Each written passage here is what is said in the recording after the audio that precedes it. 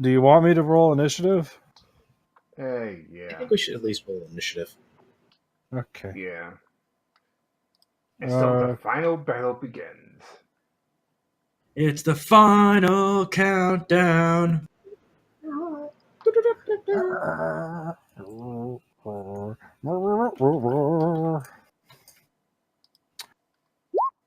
Okay, I got average. Are we considered in something called something considered an urban environment? Yeah. I like how my average is 31. My decent was a 32. Yeah, again, I don't have anything that boosts my initiative other than just, a little bit of okay, my dex has gone up significantly, so I've actually been rolling a lot lower recently. Okay, I should be at a +7. I've been fucking this up forever. Hey. Just remember. Go, Albert! Take on the Hell Knight! Squeak! You're gonna send the rabbit to do it? Mwahaha! You don't want to know what that rabbit can do. Mostly because it can turn invisible. Anyways, yeah. Oh god, there's just so many spells I have access to. So yeah, Asandra, Alara is taking the lead on this one. Hope you're okay with that. I don't mind. I'll just take on an angel aspect to become an angel temporarily.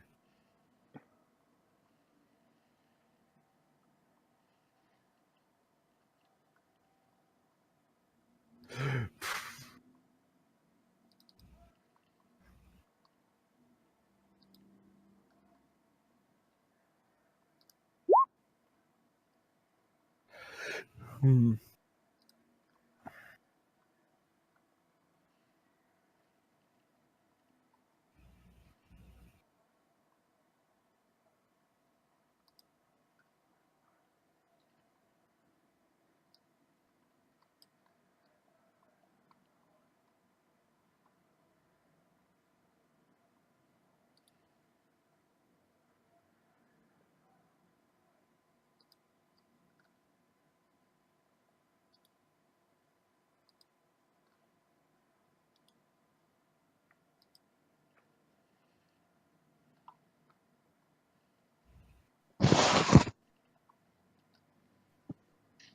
Yep. Jesus Christ.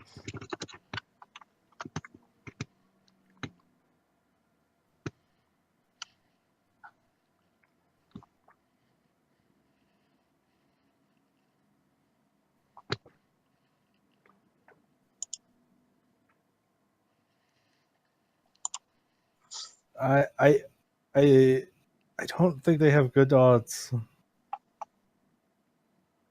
Oh wait. 31.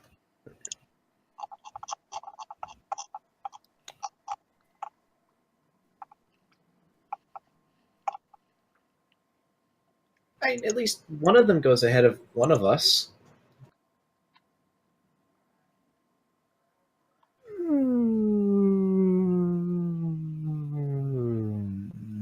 Okay. I guess this is gonna be a fucked up battle. Go ahead. Deadly aiming and rapid shotting Winchester. So first is just to confirm.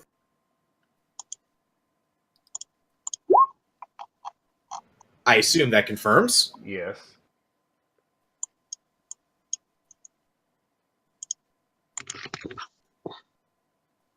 Let's correct that. That's supposed to be a D10, not D110.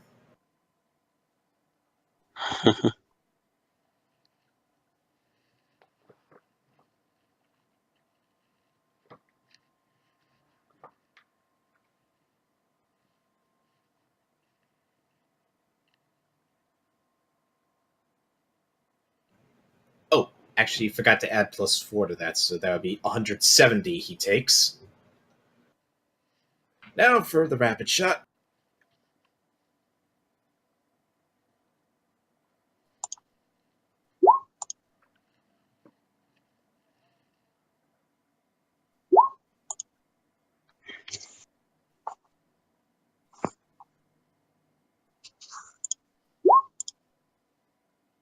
Does the 29 hit Nope. his touch AC? So he takes all those. I forgot touch DC, yeah.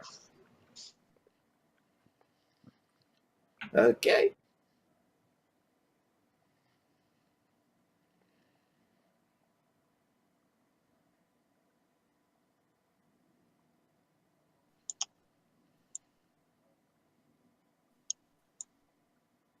Give me a second. So he takes a grand total of 340 damage. No, How does Mr. Winchester? I should Mr. make Winchester. I should make this health bars longer, but yeah. Before he chance to fire his weapon, he stumbles down and drops dead. This time for the last time. Yep. And you thought that I was a disappointment, Mr. Winchester. Actually, actually, I predicted this fight will go as well. Good shooting. And You're a drops good dead. shot too. Just not good enough. At least wait until after he's dead before you say that. That's not nice. You have a paladin standing in front of you with a big shield and sword. I targeted Gavi. Roar! Bang. Okay. He has to make a will save for all of his magic items. Which is Oh, boy. obviously going to be 2 because, well, actually 3 now. Oh my god, he has a secret magic item! I literally mean all magic items on him. Obviously, it's going to be 2 because of the Yep. Don't worry, Ty, just make the save. Alright. Let's see, what is the DC for that? Oh yeah, it's...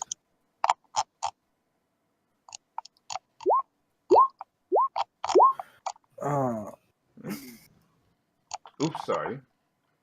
I forgot. No, it's He's still okay. NPC. 1 second. 1 critted. Oh, did he pass one? If he re-rolls, you might get the chance. Oh. Let's see. And I'm also having to fix all my saves now because they're all higher.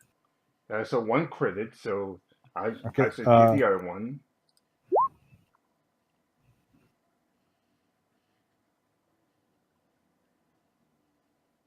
Yay! So the one item is okay.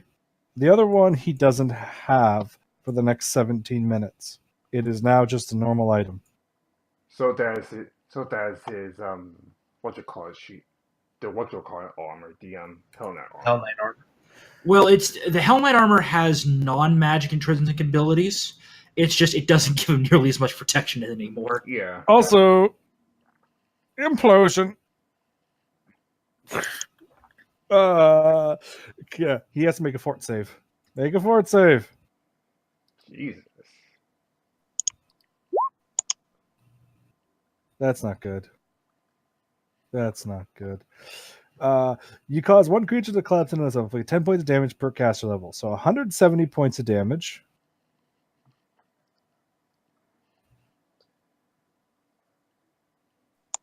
So he just takes 170. He's still alive somehow. Well, He I just mean, got the ultimate wedgie from his armor. Yeah, pretty much. to be fair, it's going to keep happening for the next 8 rounds. So he's going to take that. Ooh. Oh. Mmm. Well, Yeah. Rick, it's your turn now. Yeah. He's literally imploding in on himself. Hold on, I'm double checking something with Vikrin. Do I have But fast hey, stealth? Ty, here's the good news. He can, on his turn, as one of his actions, spend a fort save to try and negate it again. But if he fails, he takes the 170. So, he can speed up the process. I believe I can do stealth as part of a move action, if I remember right.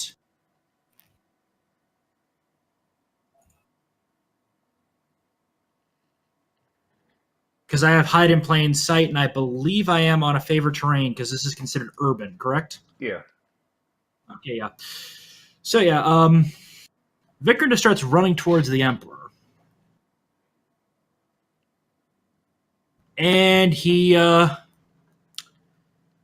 vanishes just out of nowhere.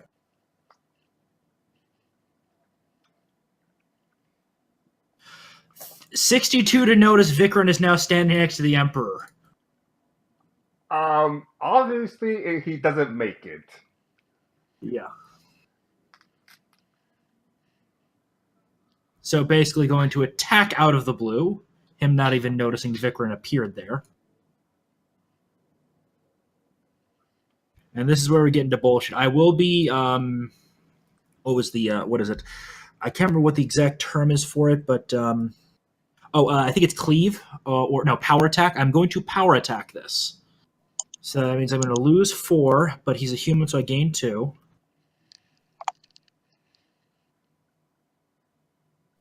This is going to be versus his flat foot.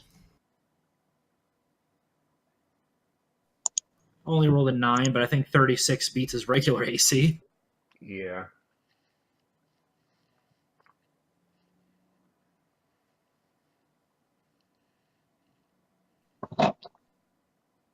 I'm just typing in all the numbers. So 8 to 8 plus.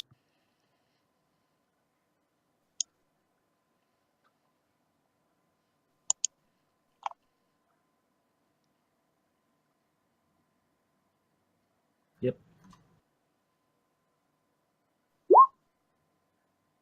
He only takes 21 damage from, but that's a single sword swipe. So. All right. Yeah, and now Vikrin is next to him. Is blood, and he can see blood dripping off his blade before the pain strikes. So he can't. So he still can't see him, even though. No, Vikrin is seen now. It's just this was so Okay. Vikrin could get a stealth attack in. Okay. Well, I guess. So out of nowhere, Vikrin just slices. Vikrin standing off to his flank, and blood is dripping off the blade. And then spray of blood. All right. So Rimi's go. Yeah.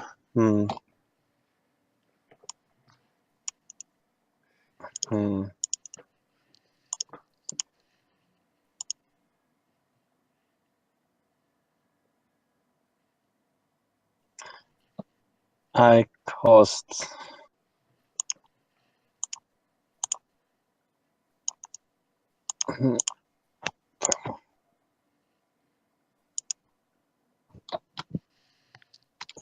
that one. Dirge of Victorious Knights. Haven't heard of this one before. Let me actually look that up. Give me a second. Level 6 Bard. Effects line 120 feet, 10 feet wide by forming this opera. You call forth spectral illusions of mounted knights to trample your foes under their hooves of their glorious steeds. Yeah. Dealing 1d6 points of damage per caster level, maximum 20d6. All creatures in their path, half damage is cold, while half results in direct. So where are you targeting this? Are you actually having it run down the... Oh, wait, he's already dead. That's not him. Got it.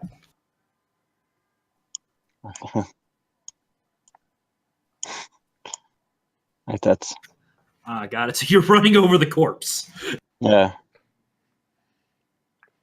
So much for resurrection. Reflex. He gets a reflex saving throw.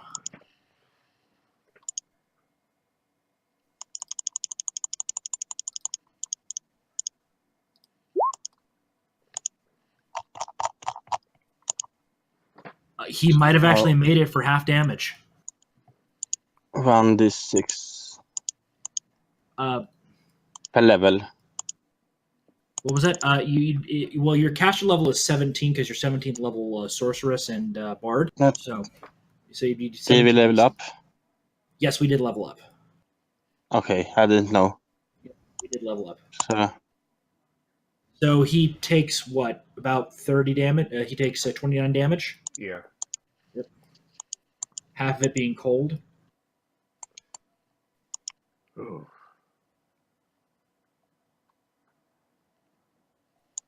All right. The Emperor goes, and knowing that what you call it is beside him, he can't. He knows he can't resurrect Winchester right now. So Plus, Well- resurrection takes time. yeah. So he aims for the next best thing. Just bash him in the face. He's going to try and hit Vikrin. Adorable. Let's see. Vikrin. He misses Damn! by 1. Oh, damn it! Because here's what Mesa Terra actually does, if it actually does hit. Let me just look up real quick. Yeah, because I get on a... command, the weirdest on command. This +2 heavy base causes the weirdest codes and appearance to transform into an illusion of the darkest horror, just as the creature is leaving, and during for cone becomes panic and fear. Will save these at the end. Those who fail to save takes a -2 negative penalty on all saving throws, and they flee from the wielder. The wielder may use this ability 3 times a day, so guess what he's using now. So you have to run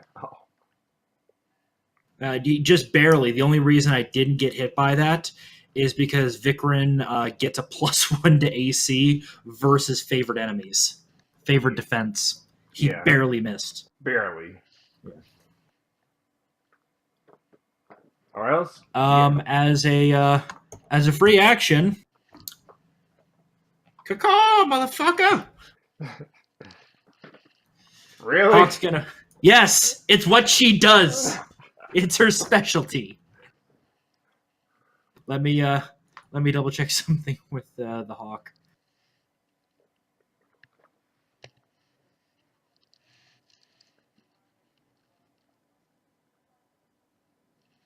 +17th, she has a +10 base attack bonus.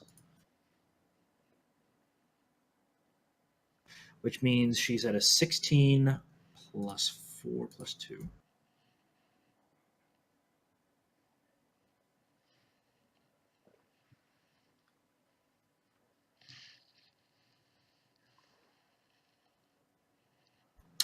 Yep, the mace is now being carried away by the Hawk. Like, oh, really? Caw! Ah, boy. Well, It's a disarming hawk. It's what it does. Hawks do not do a lot of damage, so Right. you make them disarm birds. well, I have no choice but to use my magic then. Can't use it now. He swung at me. I know. Lara is going to charge for great victory. Great justice! And she is going to do her ever so famous shield bash.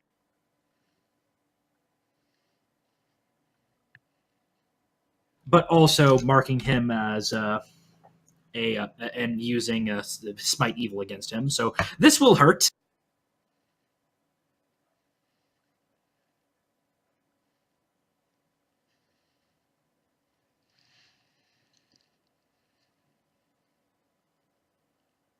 $37 versus his AC.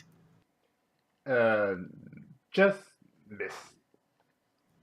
He has an AC above 37? Wow. Well, 38, because remember, he's pretty much a chank at this point. Wait, didn't we delete his armor's abilities? Oh, yeah, that's right. So, yeah. So yeah, actually- whatever. So reduce the magic. Yeah, so Um, it hits them. does that 37 beat his CMD? That's the important Yeah. question as well. Okay. How much does it beat it by? 5. Well, actually, Okay, 7.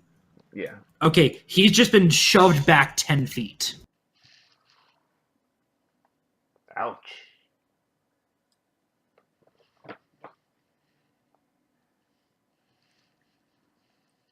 Let's see. Whenever an adjacent foe takes a 5-foot step away from you, you'll take a 5-foot step.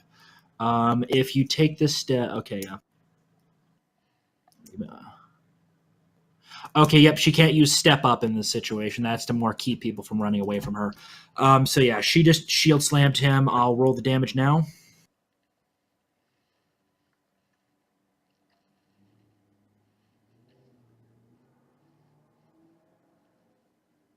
He shall take 19 damage from that shield bash as he feels the holy light searing him.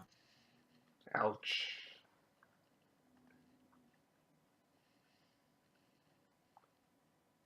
All right. There might be some slight scorching marks in the shape of Ouch, the Iomedain yeah. holy symbol on his chest armor now. All right. Alora gives him a smirk. All right. Mr. Winchester's still dead, so Agave's turn. And she takes one look at Laura and says, "You should have protected your boyfriend." And well, charges at you now. And of course, when the first one counts. Seriously, he just gave Alar and Vikrin a fucking gift. Not right. He's going to protect this Emperor. Yep. At least he So he can only do one attack. I know. Yep. So the first one counts. He does hit. He does beat Vikrin's AC by a couple. Yeah, he beats Vikrin's AC by a little bit. So Vikrin takes 10 damage plus, I assume I got to roll 2d6. I would. So Vikrin takes 18 damage.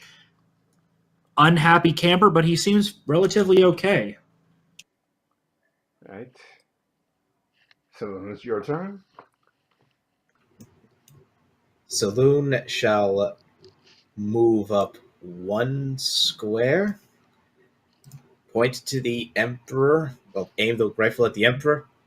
Sic semper tyrannis.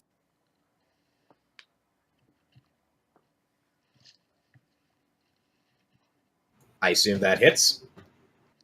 Yep. Boom. Headshot. 161 damage. Ooh. Is he still alive? Yes and no. He's definitely not dead. But thankfully, he also wears a vest, so he rises up again. Damn it. Well, it depends on how negative he went in this situation. So let's see how much health he gets back. Sadly, about 5. Wait, did you roll the breath of life? And it only came up with 5 extra HP? That's how much in negative he went, even with the Oh, extra wow. damage. Yeah. Wow. I guess you're going to take a second shot. Okay. Oh god, where did I put my sheet? So many things open.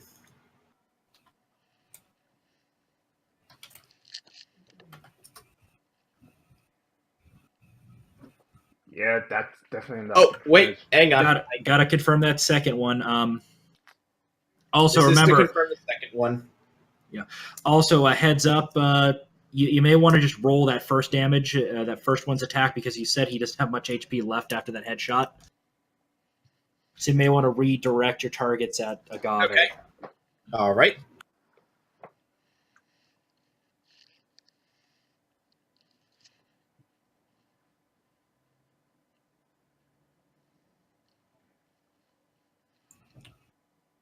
Yay. So 46 damage. So yeah, that's definitely what killed him. All right. And does the 23 confirm against Agave's touch AC? Yep. Sweet. Let me roll that one first. The oh my god shot.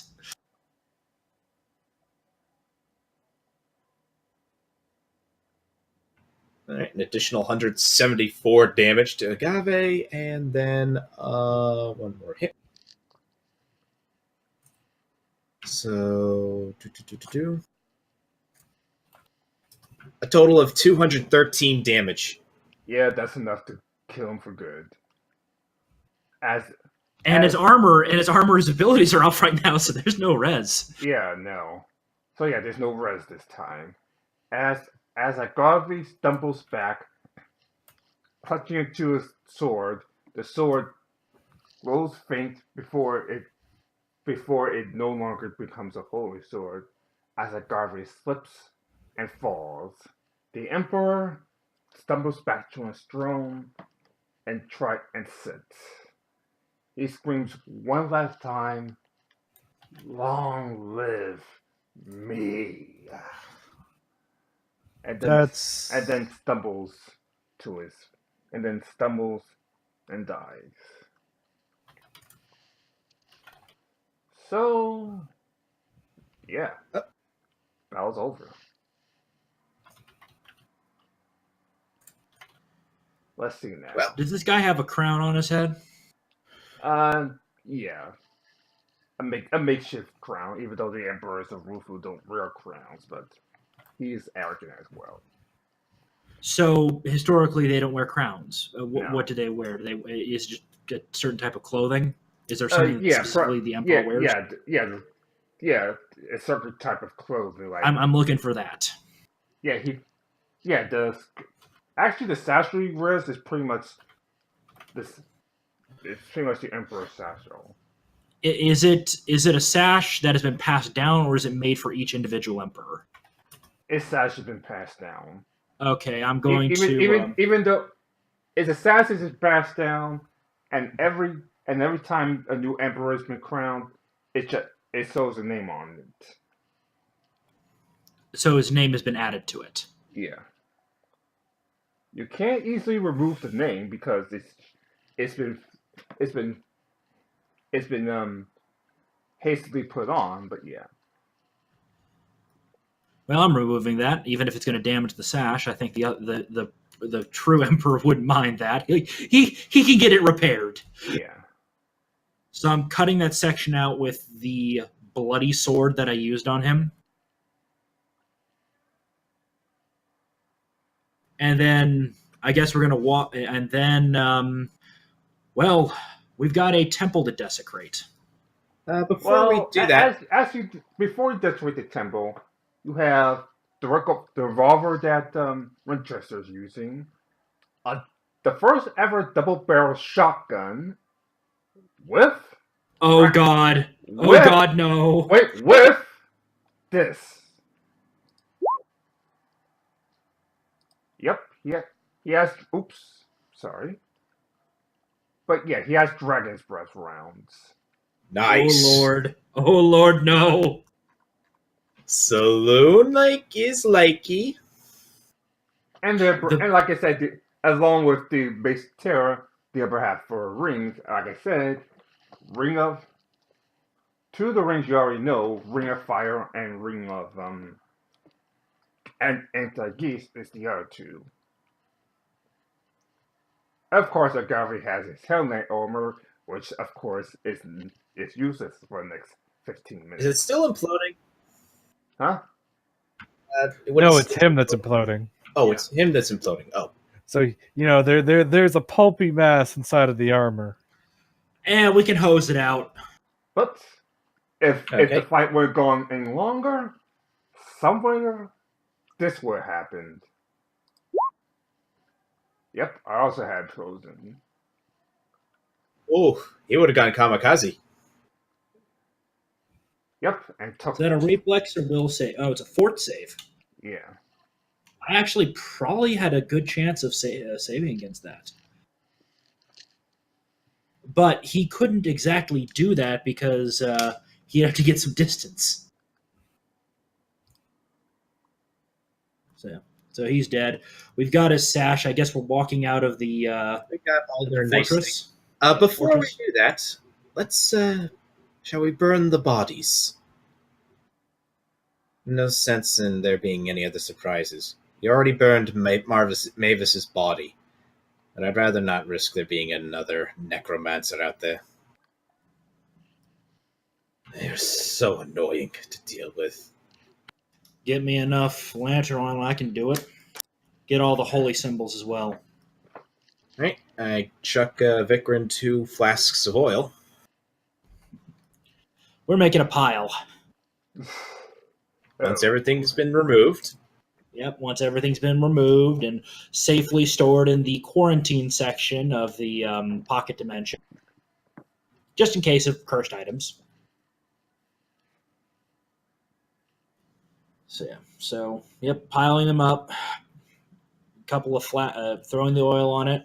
Then, let's see. I guess Vikram just pulls out the classic flint and steel and just goes fire. Fire. As the fire builds up and rages, you actually hear a voice outside that says, "Ah, disappointing. Yeah, right. Well, we feel we came here for nothing. Why don't we go back and sell on and work on some other plans? Good idea." I turn And around. Who are they? Vikrin and Saloon, you actually recognize the two voices. Who are the voices? Your fathers. Vikram Saloon- charges out with his blades drawn. Saloon has her fangs utterly blared open, blaring her fangs, rifle ready, just turning around to take a shot at her father. She's basically probably just going to take a shot, even if she can't see him, because at least where the sound of the voice is. Yeah, Vikram they're is charging after his dad. Yeah, but yeah, you can't. They just like very impatient children. I know. Shall we disappear before they want to get into another fight? But of course. By the way, the mission is pretty much complete. Good. And they disappear before, well, Before we can try to myrtleize them. pretty Yep. much. Vikram probably runs.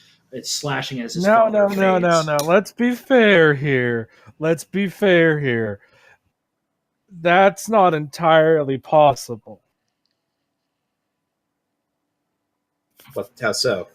So, Dimension door quickened. And then standard action anti-magic field. Wait, you just cause them get stuck here? Yeah. Oh. wait, what? Anti-magic field. They have no magic. They're, as long as they're within 10 feet of a Sandra. The other thing, though, is even if they take out a Sandra, they can't get rid of it. More importantly, though, than that, it's a 10-foot field around a Sandra.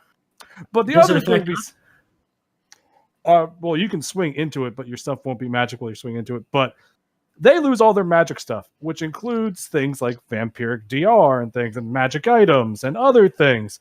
But more importantly than all of that, it also means that they have none of their abilities, but I can still spell them.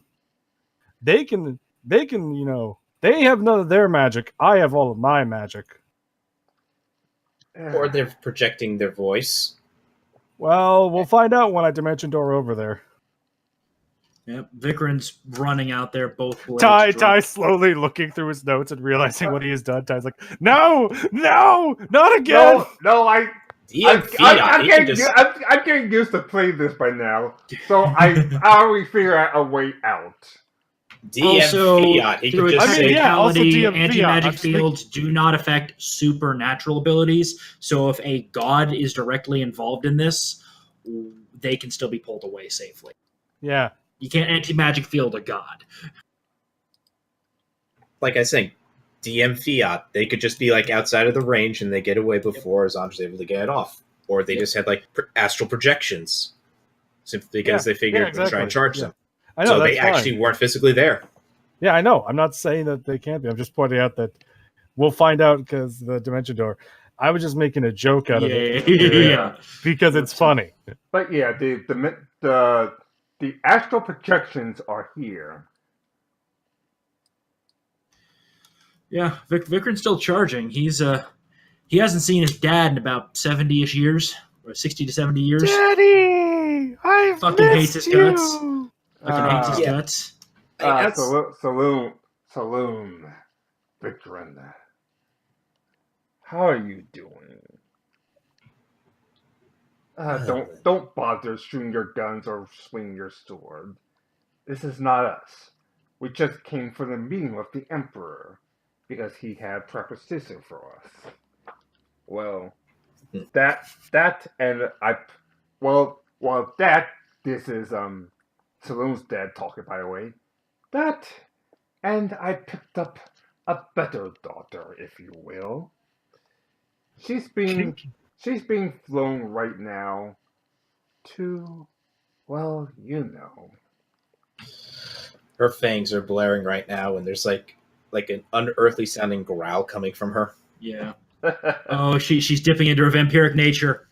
No, Saloon! Don't go too far! You'll go full vampire! I think that's how it works. She takes a look. She takes a look at message. At this time, a message lands and says, "Oh, well, the mission is complete. Ah, good. It'll be quite interesting indeed. Shall we go? Yes, but until next time, of course." I will find you, Father, and I will end you. That is a promise. On my mother's honor, Father, your stain shall cease to exist. Our children are funny, don't you think? But of course.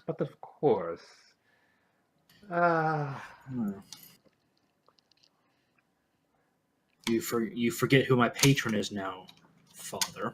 Of course I didn't. Don't be ridiculous. She's not exactly happy with your existence, I know that much. Do I look like I care? You didn't seem to care when I disappeared. Yes, but as of late you were getting Lord Asmodeus' way, and now you got in I didn't care. And now I spend most of my days in the libraries, and you know that. And now you're getting in our way. Does your rudeness know no bounds? Last time I checked, Oh, I I'm forgot. the only heir you can have. Oh, I forgot. You're hanging with my daughter. I really need to switch voices more often. Oh, I That's fine. forgot. You're hanging with my daughter. My mistake. And was this a vagabond who thinks he's a wizard? And a very talented mage. I heard of both of you, actually. Especially you, Asandra. You could join I sides. don't know why they're calling me a vagabond. He's a vampire. He's a vampire lord. Of course, everybody below him's a vagabond. Well, they called one of them a wizard and one of them a vagabond. And then Sandra's response is, they're calling me a vagabond? Yeah. A very talented wizard. I think a vagabond? No. She's actually a very talented bard. Well, then there's Alara standing not too far away from Vikrin. She clearly is very unhappy with the situation. Ah, yes. I heard you got a girlfriend. I'm actually surprised given your popularity and all with other drow. Oh, she's an elf. But of course. Well, he can see the violet eye. She ain't pure blood. Uh, yes, but as you can see, she's not a pure blood elf. Ah, you're right. Well, we should get going. It's time to celebrate. Yes. Goodbye. And they disappear. No, curses! They got away.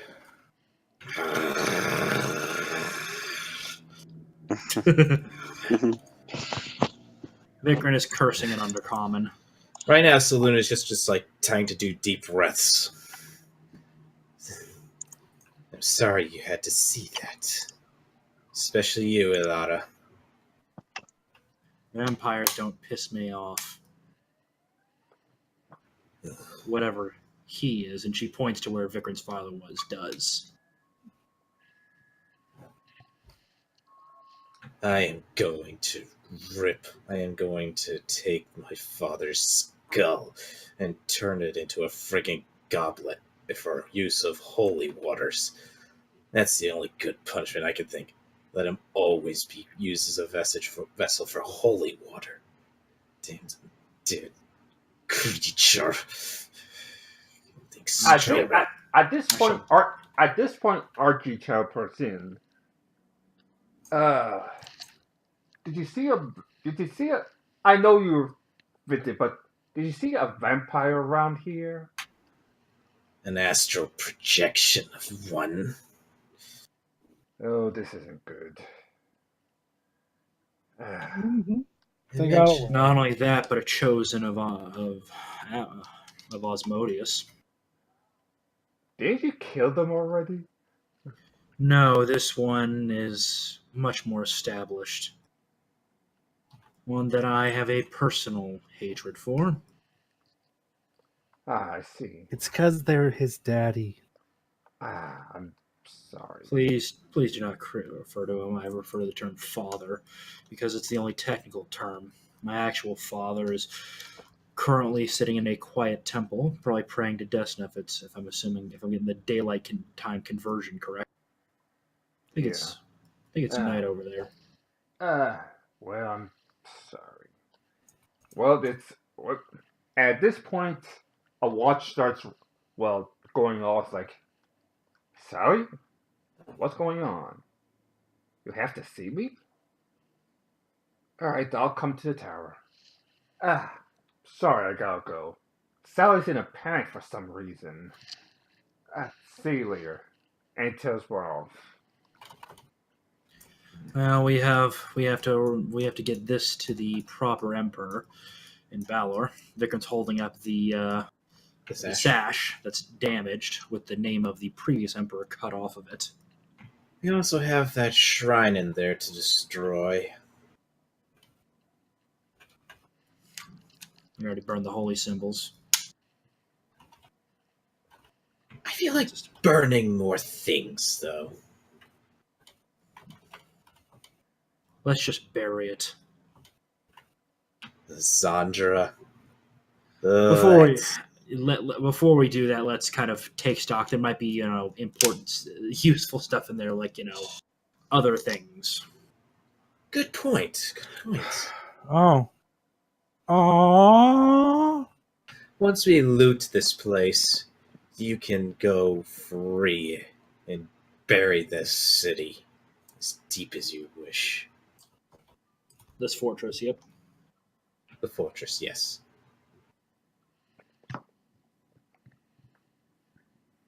Unfortunately, nothing else is around, other than where that's already been passed along. That says to I guess the Kill family And the how do you pronounce Saloon's last name? Safina. And the Selena family. Safina. Safina family, please come right away to the Wufu Empire.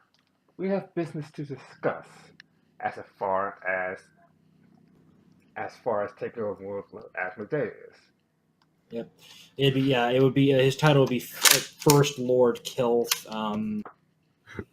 We all worship Asmodeus down here. Well, I love the fact that I'm hearing the sounds of you playing with your airsoft guns there. Just imagine those are the sounds that are coming from Saloon. Yeah. I'm just trying to break in the action a little bit. It's still a little sticky. Well, Just okay, imagining so this. I imagine that pretty much testing out the Dragon's Breath rounds to make sure they actually work, which they do, and test out the newly acquired shotgun. Yep. If you have alchemist, at least craft alchemy 1, you can craft those rounds. I do. I have 6 ranks in craft alchemy, so plus 14 to it. Well, currently he has 20 rounds right now. Nice.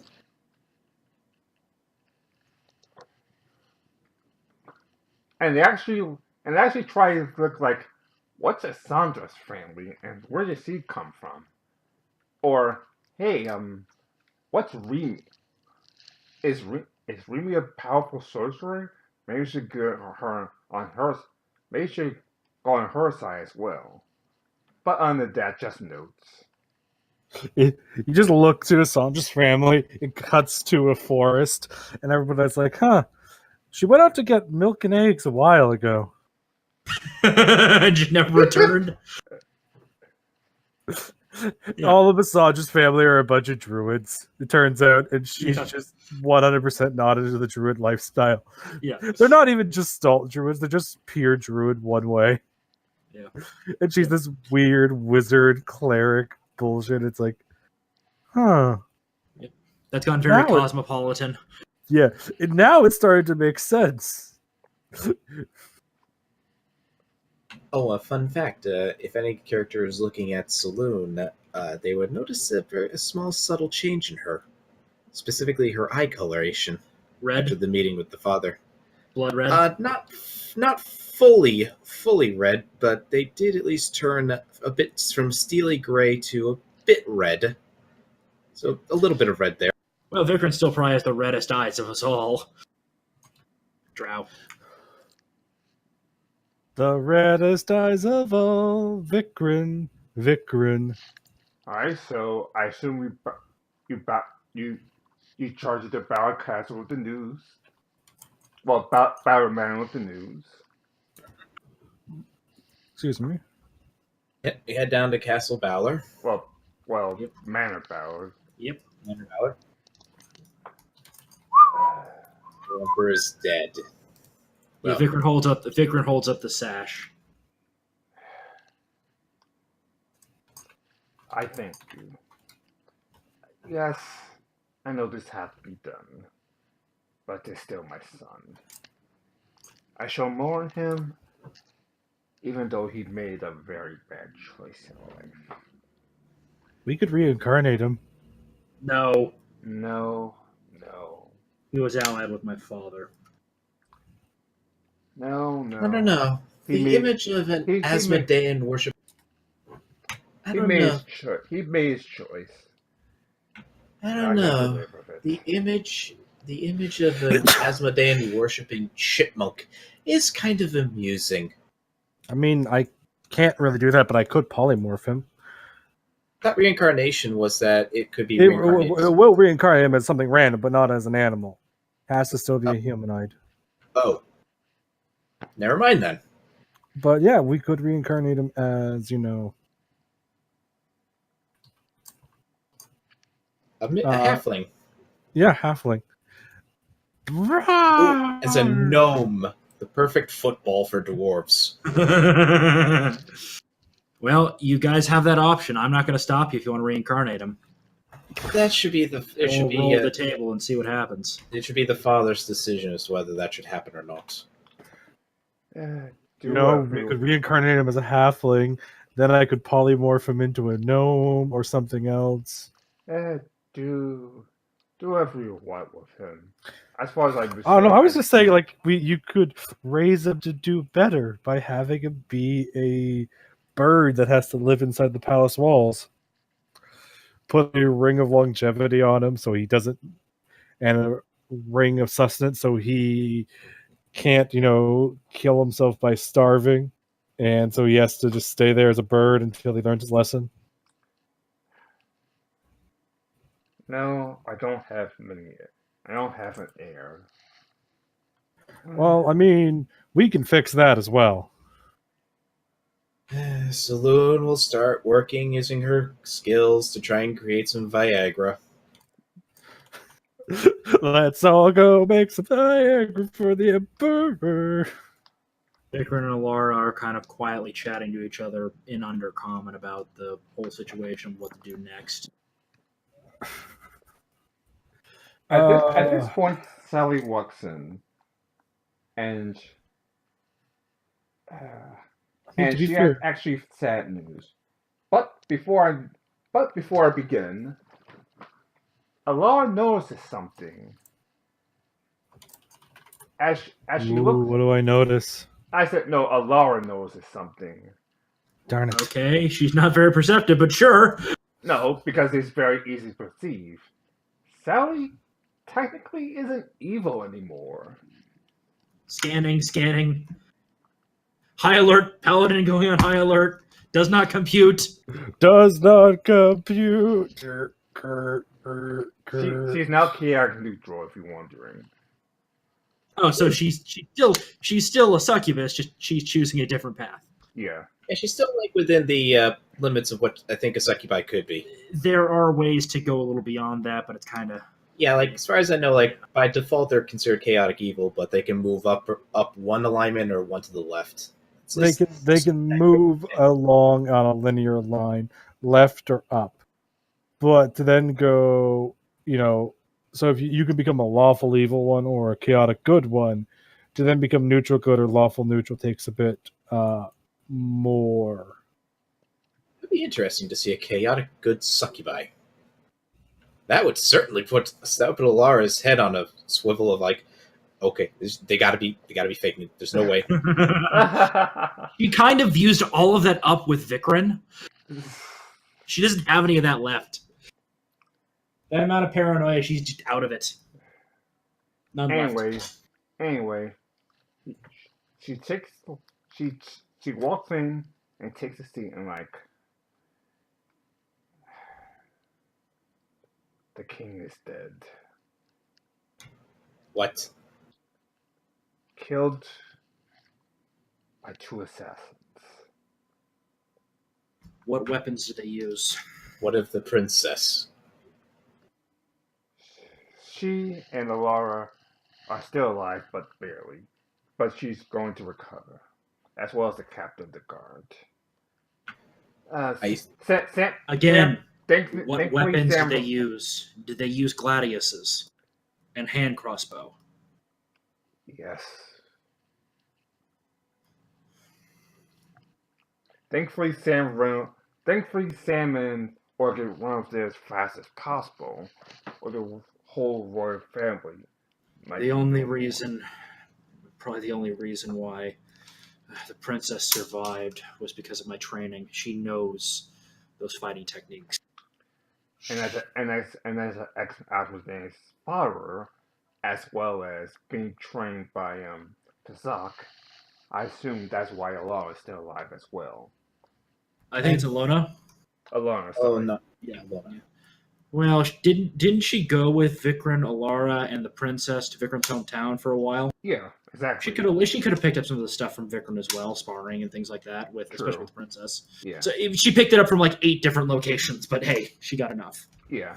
Yay! And the fact that there was Sam there. Yeah, that and Sam was there along with Orchid. Yeah, as soon as they Sam flipped the switch. One of the assassins probably was consumed by him.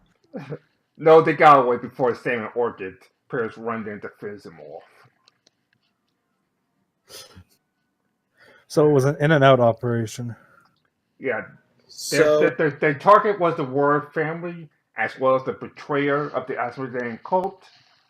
But as soon as the alarm sounded, Sam and Orchid ran there as fast as possible. And We need to get to the we need to get back there quick. we do. hold on to me. Okay. And Saloon holds on to Sally. Yep. Super teleport time. yep. And in one brief minute, they go from the Wufu Empire. We'll find a way to keep it. Vikram tosses them the communications tone he's been using with the king. Yeah. I've been using this to talk with the former king of Westwood. If the stone is still there on the other side, we can communicate with that. We'll coordinate moving forward after this. Sorry, I had to Yeah. Okay. There we go. And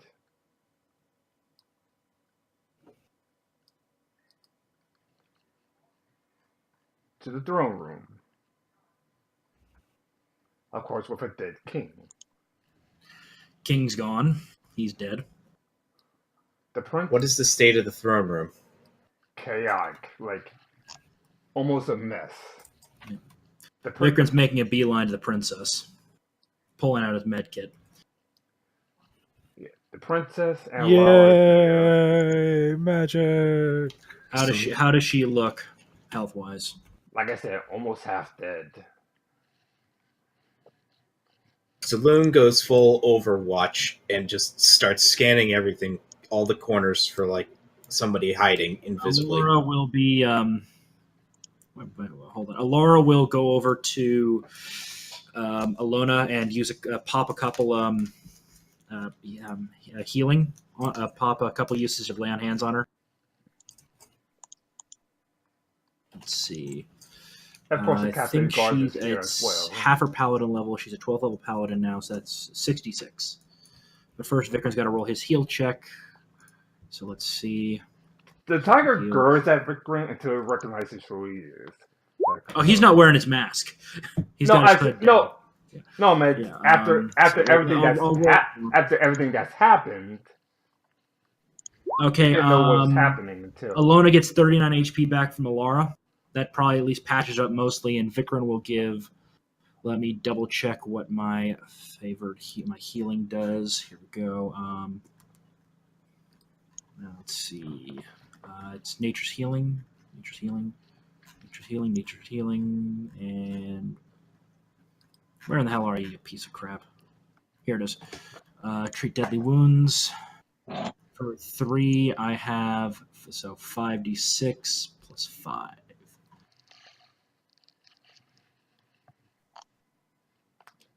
He patches her up. Oh wow. Ow. Oh wait, no, sorry, yeah. So 14, I rolled really bad. Then roll 66, and Alara. Sorry, Alara gave 23 to that, and there is a little bit more that she'll get. She'll also get 1 HP per character level, if I remember the heal feat right, the healing right. If I remember heal right. Yeah. And then there's some additional. I think Vikram's wisdom will also get added in there too, which is a 2. Let me double check skills though. Because it is treat deadly wound. Heal. There you are. And here we go. Treat deadly wounds. Yep, one hit point per level of character. If it exceeds by 5 or more, add your wisdom modifier. Yep, there we go. Okay, so yeah, Vikram patched her up. If she's like a 5th level character, she'd get 19 plus an additional 2. So she'd be 20. She'd get 21, and 23 goes to Alona. Alara will continue patching other people up around with her heal check. Sally's also trying to do a heal check as best as possible, being acceptable. Yep. And does Saloon see anything? Anyone hiding with a 39 perception check? No. Okay, when she's convinced that it's clean, she's going to cast cure. How does that spell work? Cure mass. I have so many Cure freaking mass tabs wounds. open. Yeah, cure mass light wounds or something. I'm trying to find it specifically. I have so many things open. I really shouldn't have so many things open. Yet I do.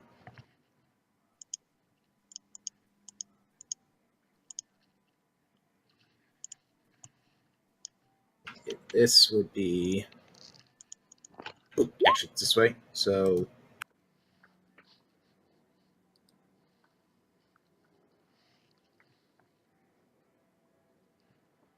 Well, thanks to your healing spells, the princess and A is cured.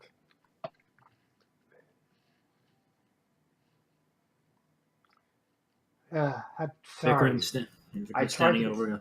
Sally, Orchid says, "I'm sorry. We tried to get here as fast as we could."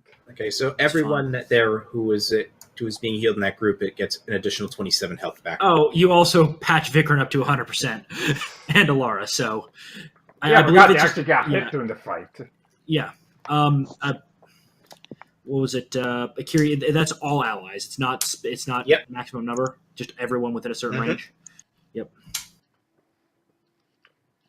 So yeah, the bleeding wounds Vikram had are now patched up, and Alara had a little bit of leftover wounds from earlier. Like the so paper she's- cut you got from Agave? I'm thinking more of like a nasty cut while you're cooking.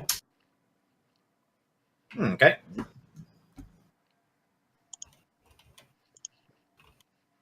Okay, so everybody's been healed up.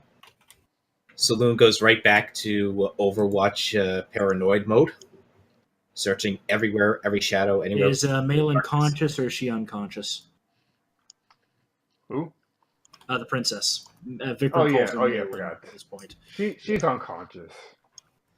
Vikram is Pretty going much everyone's unconscious. Yeah. The Vikram's going to throw guards. her over his shoulders and is going to say, "Okay, I'm taking her to the garden and setting up a medical tent there.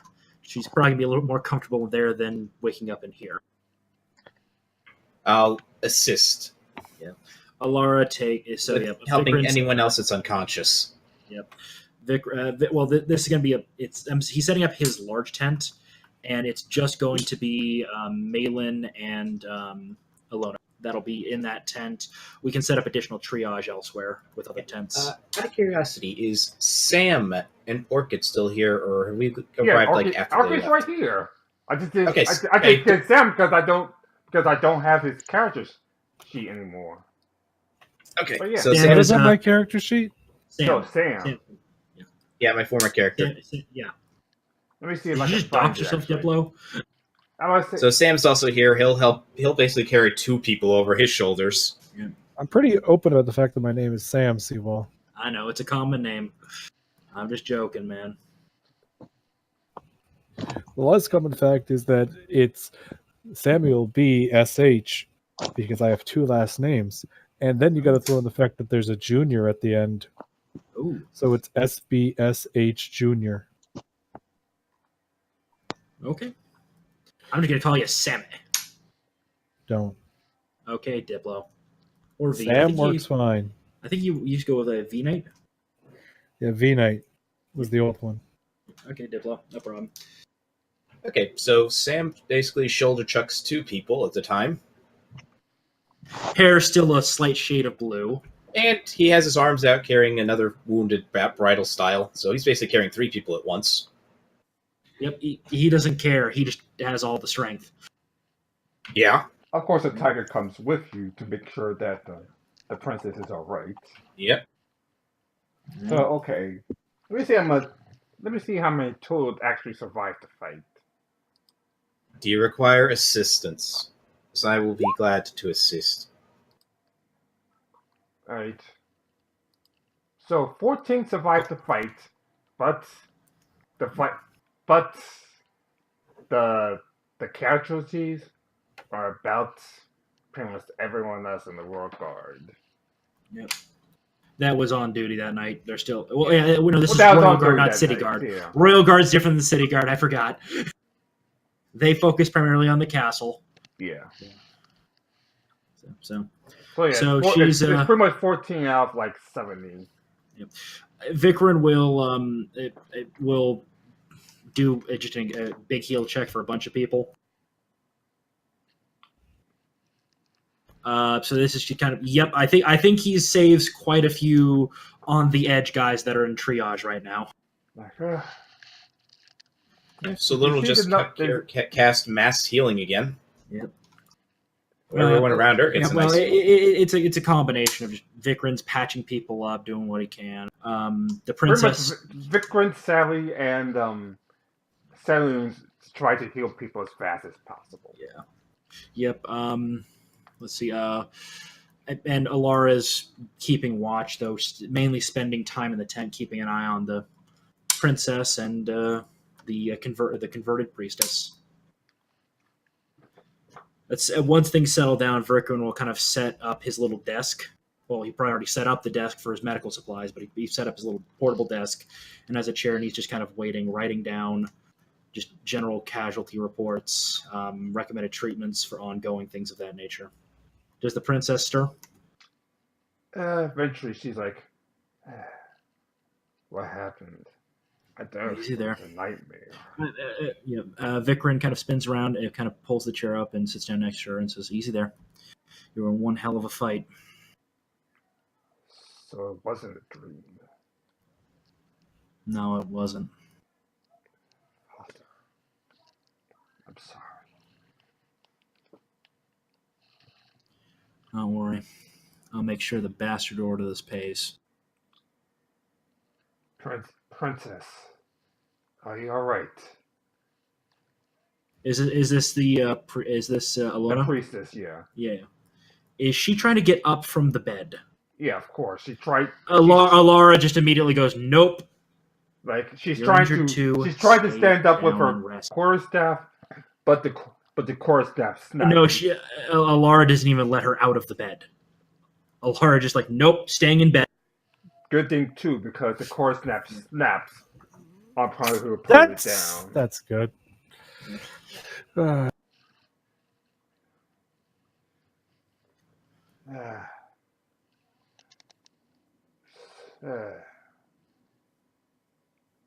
I seen them.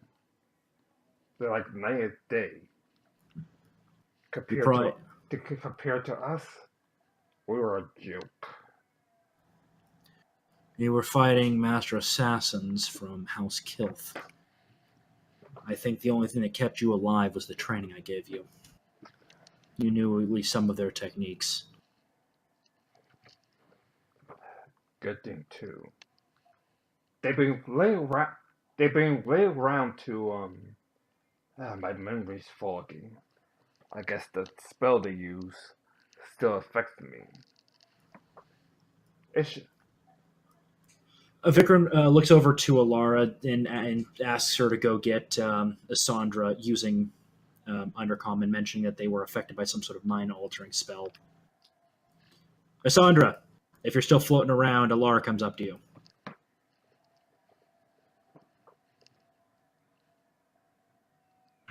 V, you still here?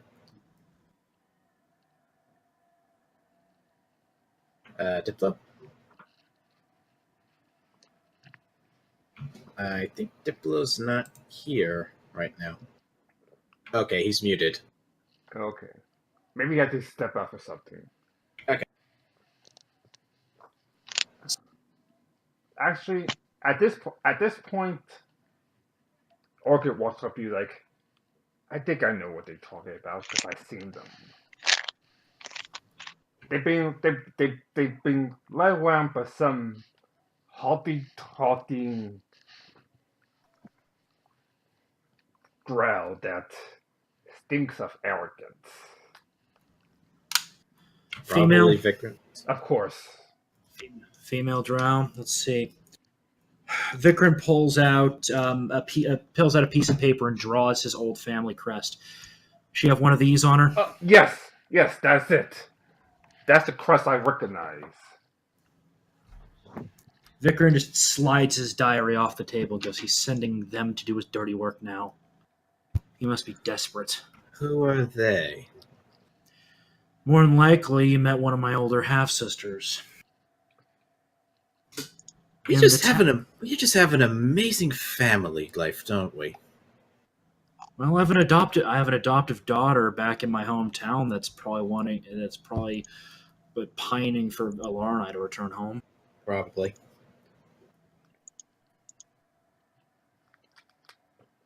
Then We all have screwed up families, don't we?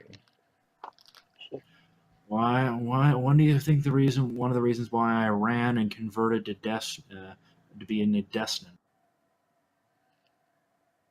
Less insane I bullshit. I didn't have the stomach for what was needed to rule that city. And my sisters, they both have the stomach for it, but they don't have the right. Only the eldest male can inherit. And that that city. would be you, wouldn't it? I'm also the only one he can have. I'm not going into more details as to why. We all have our own demons to deal with. So, I suppose some are a little more literal than others.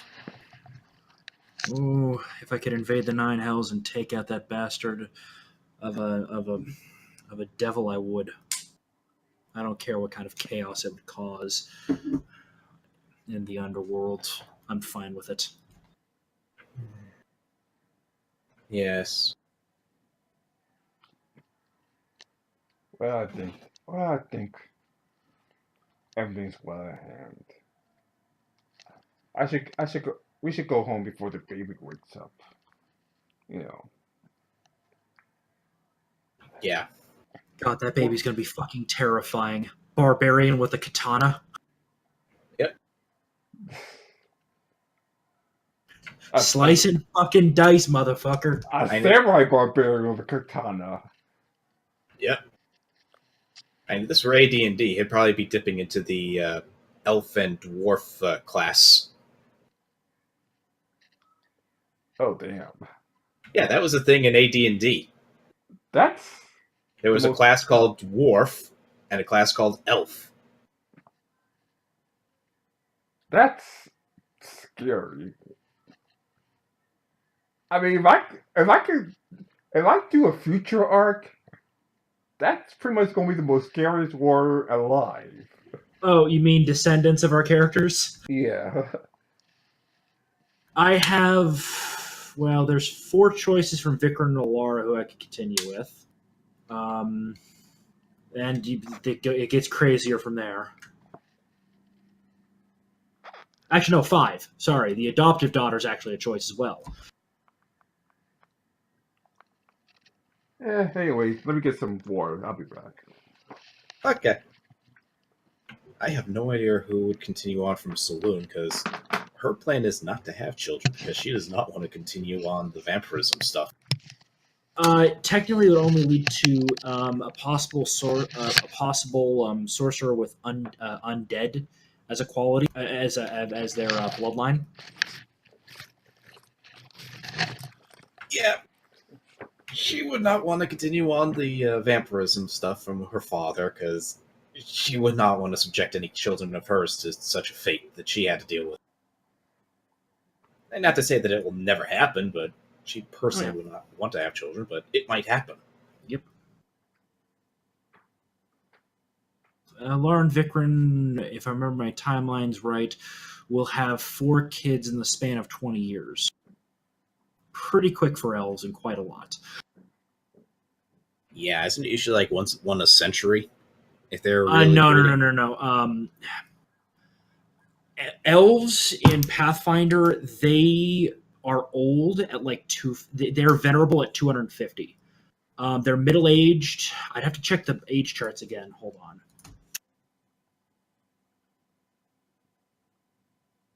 Yeah, here we go. Yep, height, weight, average height, weight charts. It's legacy, but it works.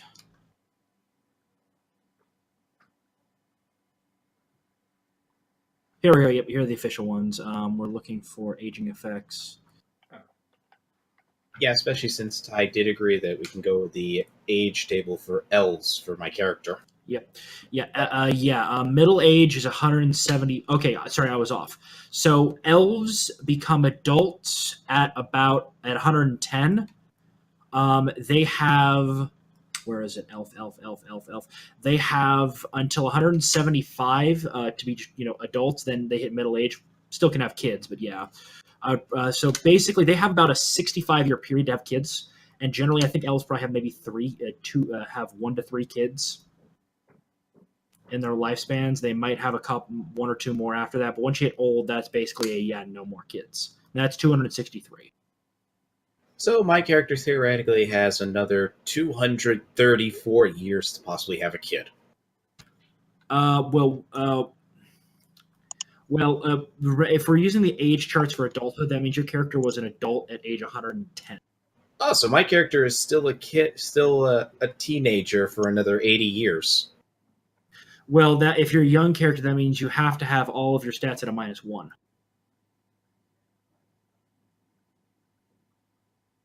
There are rules for young characters. Okay, then she's 110. Your 110 is minimum adulthood. Generally speaking, with a self-taught, that'd be a gunslinger. So you'd be between. You'd have to, if you want to do random starting age, you'd have to roll 66 and add that to 110.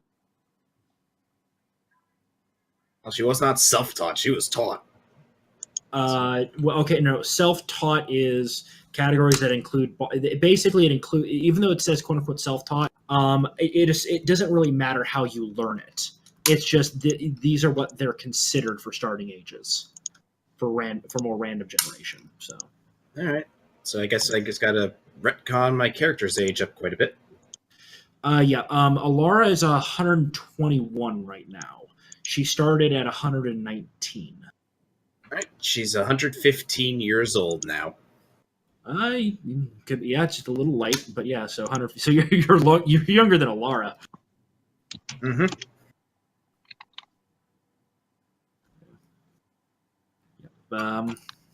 So she still has 100 plus years to have kids. Your character meets an attractive other Dampier. That's good. You feel your first heartbeat for your entire life.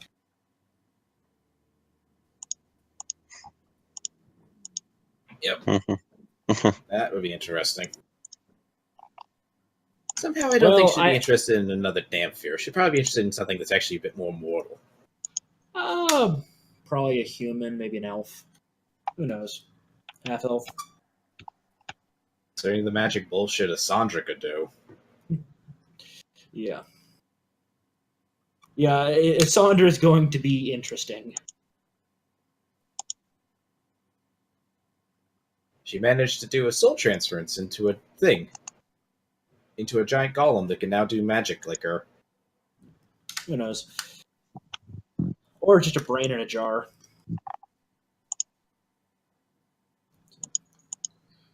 Let's see. Yep. So let's see. So Vikran is now on the warpath.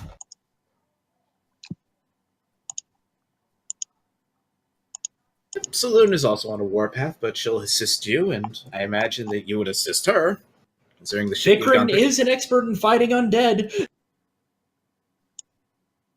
So I don't know if I don't know if Vikran's knowledge of undead would make you go, ooh, that's useful. Stab, stab, stab.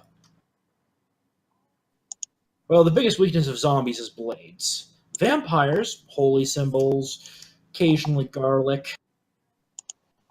I'm gonna holy the fuck out of that double-barrel shotgun.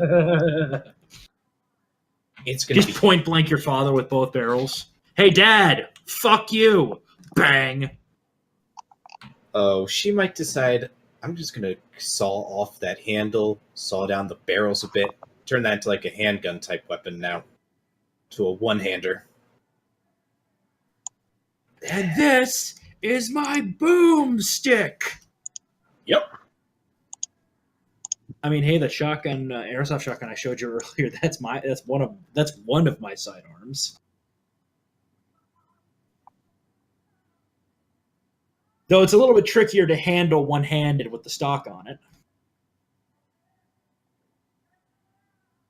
Hence why Ash cut the stock off his. Well, I added the stock on to give it more stability. Generally, when I use it, I'm kind of clearing bushes and shit like that.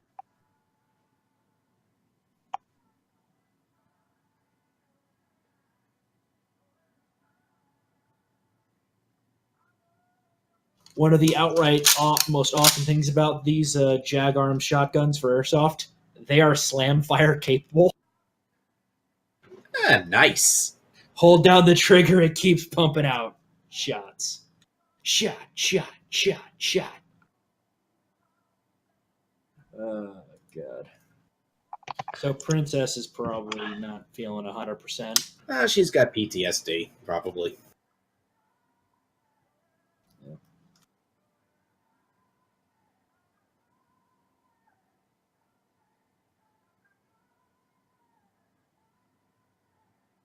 Yeah. You She is old enough to take the throne, though. She is an adult. She's like, I think the equivalent of like a 16-year-old at this point, which is just barely old enough to do this. And she did meet a nice boy in Vikram's hometown. He was somewhat worried when he found out who she was. Vikram set him straight, gave him the speech, if you get her pregnant and run, I will track your ass down. Yep. Yeah. Vikram is effectively her big brother at this point. Do not piss off Big Bro. Mm-hmm.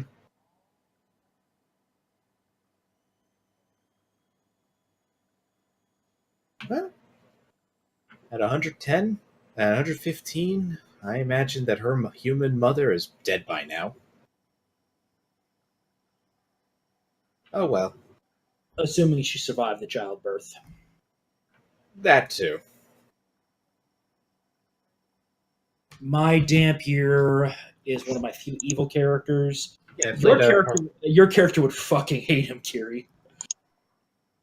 He's a vampire supremacist. He thinks the mortals should be ruled by them. Oh, he's And basically he's the polar opposite. Yeah, and that the Dampiers that are their children are their daylight enforcers. That they should produce armies of Dampier that keep the humans in line.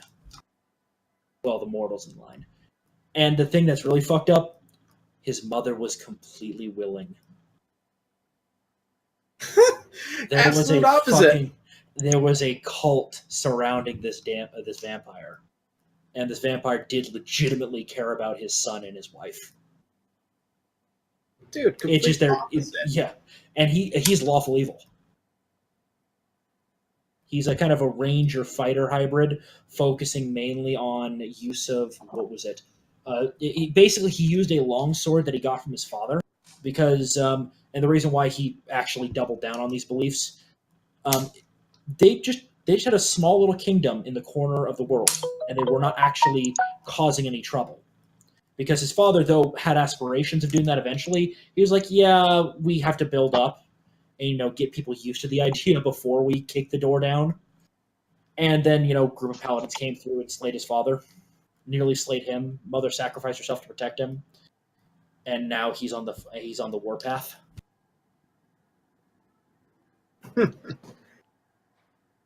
Yeah, he's, as I said, he's kind of a ranger fighter hybrid. Runs around in heavy armor. Yeah, he runs around in heavy armor with a long sword and a shield. Yeah, everything about your character is like basically the polar opposite of Saloon. Well, my character came up before yours, so you made a reverse copy of mine. I didn't know much of that. I didn't really know many of the specifics about your character. Well, look, I've got a lot of characters. Like, one of my backups that I was considering for this game, if I ever needed him, was Ichiro Saito. He is a magical samurai, specifically a magus that specializes in use of katana. And the scary thing about this one, even he would have levels in fight. He would be a fighter. He'd be a fighter, magus hybrid, and the Magus would be a Soul Forger. He basically normally he's just a regular Magus, but in this one I choose that path mainly because they just synergize so well. He uses his katana. He infuses it with lightning magic mainly, though there are other magics he can use as well. And yeah, as I said, he runs around slashing people with it and making really powerful magic items. That's what he does as a Soul Forger. His mother was seduced by a half fiend. She died in the birth process, and Ichiro's grandfather, was a Ronin, a samurai, who protected his grandson as kind of a final wish of his daughter for him, and took him to a monastery of monks where he was raised. He started adventuring because his grandfather passed away. And he just thought it was time for him to, move on from the temple, though he promises one day to return. The monks taught him taught him the magical side of things. His grandfather taught him how to use the sword. He's a tiefling. Then I've got my tiefling bard, who just, uses a whip to cause all sorts of chaos. Don't worry, Remy, I'm not replacing you. Yeah, Remy's too variable. Remy could not be replaced by anyone else. Nope. I think the Sandra somehow Remy found some factor of you and gets to survive for then there's one of generations my after few generations. She keeps getting brought back. Yeah. She's too important. She is the chosen one. Not a Sandra. Then there's one of my other few evil characters, which is William Shadow Spark, who's actually the evil variant of William Remington. I have to use pure third party for him. There's a special book would have to give to the GM to allow it, but he is at what's known as a Steamwright.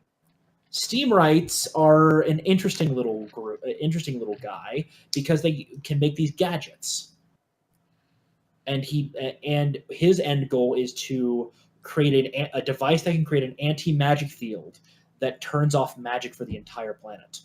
He sees magic as a crutch that the mortals have used to avoid technological advancement, and he wants to force it. Basically, he hates magic. Though he isn't, again, he's also very good at crafting magic items because of a series of feats he has. He has a gunslinger cohort that hangs out with him. That is also partially equipped with some of this stuff. Then I got William Remington, my paladin gunslinger. He is let's go with quite fun. He's got an Aussie accent, mate. Runs around with his Martini Henry. Shows them uncivilized how to properly be civilized. He follows Abadar. Nice. It would have been weird to have your character and mine in the same party. That character and mine. Because you've got the lawful good pro-civilization guy running around with a rifle, same as you. And at some point, we're going to be going back, just taking everything out. Yep. It keeps a revolver off of his hip, and he'd be a gunslinger, specifically musket master like you. That's my character, and yeah, that's most of my characters that are in D&D. There are sub variations of each of them. Like the version of Vikrin that you guys are dealing with is the overprotective Vikrin. There's another one that's a loner. That one is. That one exists in certain special continuities. There is the... What version of Alara is that? There is the fighter variant of Alara that exists in a special world a friend of mine made where the gods were dying off, and the primary species on the planet were dragon... at least the area where they're playing is Dragonborn and Drow, and they all live in the underground. Yeah. Yeah, Vikram is one of the few people who actually lived on the surface. So there's the Underdark, then there's the sub Underdark, which is one level above. Then there's the surface. Vikram originally grew up, was again born down there, but moved to the surface eventually, running away from his father just like before. Though this was 4th edition. Then that version of Alara came from a tribe of elves that had kind of regressed. They still had magic, but it was more in sorcery, and they completely had no divine power at all. They were purely primal magics and arcane, basically agnostic, not really believing in any gods for generations. And they kind of interbred with what few humans they had, and it led to kind of this elf with some human ancestry mix. That's another variant of the two of them. That version of Alara is just a neutral good. Much more laid back, though a fucking pain if you're religious. How so? Oh yeah, because it's a very agnostic thing. Agnostic, atheistic. Though eventually she does start wearing a holy symbol to Vikram's goddess. It's not because she truly believes, but she wants to kind of show her support to Vikram. Oh, let's just put it this way: the fate of an agnostic when they die I'd say, is worse than the atheist. Because the atheists, they just become a part of the wall of the faithless. I thought the atheists the agnostics were sent to the moon that floats above the graveyard of Pharasma. Okay, actually, it was a specific thing. It was like a Gnostic atheist. They get the worst of it out. Because what happens to them is they know the gods don't exist. Yes, they know gods exist and they choose still not to worship. What happens when they die is easily the worst. Because what happens is they go to the absolute bottom of the 9th layer of hell. And their soul is consumed over the centuries by the true form of Asmodeus. Damn. There's a lot of stuff from D&D novels. I mean, there are the agnostics or there are the agnostic deists and the Gnostic deists, and there's like, I don't worship any particular god, but I totally believe they're there. Those ones are just, they kind of end up wherever their alignment is. Yeah, but it's the specific faithful can generally go to more specific areas within their god when they pass on to their god's domains. Or the afterlife, where the kind of the generic afterlife for that group. Like, I think Nirvana is the neutral good. Heaven is the lawful good. Abadar's domain is where the lawful neutrals go. The Boneyard is where the true neutrals stay, and they work for Pharasma mainly. Though some of the true neutral mages that follow the god of knowledge and magic, I think they go to his. I think they go to his domain. The chaotic neutrals, it's hard to say where they end up. Some might have been in Valhalla or the Elysian Fields. The Elysian Fields are chaotic good. Okay. Yeah. What I'm more referring to is there is that moon that floats above the Boneyard, Pharasma's Boneyard. Yeah, either that contains a god. That either contains the god of madness, or it is the god of madness. And it's said that when the end times happen, he will crash down into the Boneyard after the last soul is judged to come for Pharasma. And no one knows what will happen when that occurs. Apparently not even Pharasma. And she's the goddess of fate. That's never a good sign. Or she does, and she's accepted it and keeps it a secret to prevent Probably more likely. Yeah, to prevent others from messing with it. She has a love-hate relationship with the gods of luck, because the gods of luck have a hand in fate, and thus can technically violate it. Yep. Then there is then there is the 9 hells. Then there's I can't remember what it's called, but there's the abyss for chaotic evil. I can't remember what the neutral evils go to, but that's run by daemons, which are different than demons and devils. Lawful evils go to the 9 hells. And the fact that, like I said, the Gnostic atheists, they go right to the bottom of the serpent's coil at in the ninth layer of hell, where Asmodeus actually resides. The Asmodeus you'd see, like, with the imagery and all that stuff, that's just an illusion he creates. And the fact that Asmodeus is not even his real name, because a devil's name, you can control them. Yep. Whereas a guy like Vikrin is like, you know what? I'm going to overthrow his ass and let Lucifer get his old job back. Presuming the gods of light are okay with that. He still is a servant of Desna, and you are kind of technically replacing one tyrannical slaver tyrant with another, but Vikrin doesn't have baggage with Lucifer. Yeah. Yeah, the great irony is this. Abadar does not really care or have any real negative feelings towards dictators. A tyrant, there's problems, but a dictator, not really. As long as the trains run on time, he is okay with it.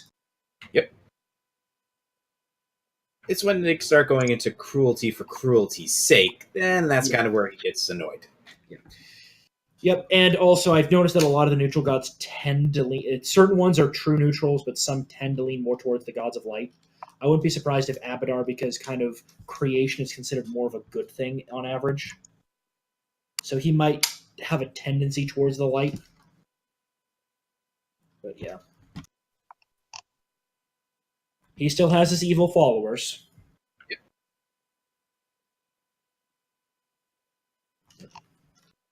Yeah. Again, I kind of like the idea that Saloon walks around with her dad's skull and is like, "Yes, we shall bless people."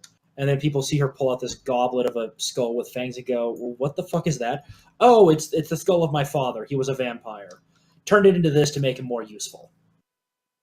Yep. You're gonna get a lot of strange looks. Very much so.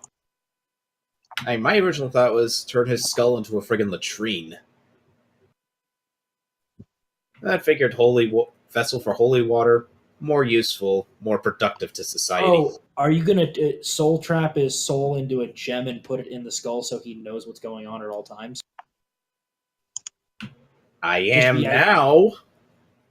So I just told you how to be extra cruel. Got it. Yep.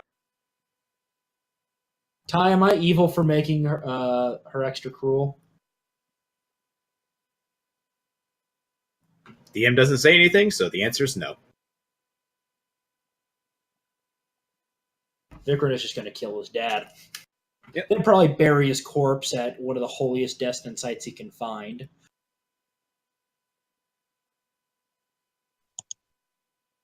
And yes, and it must be all follow the destined burial rites. Oh, of course. Every single one of them.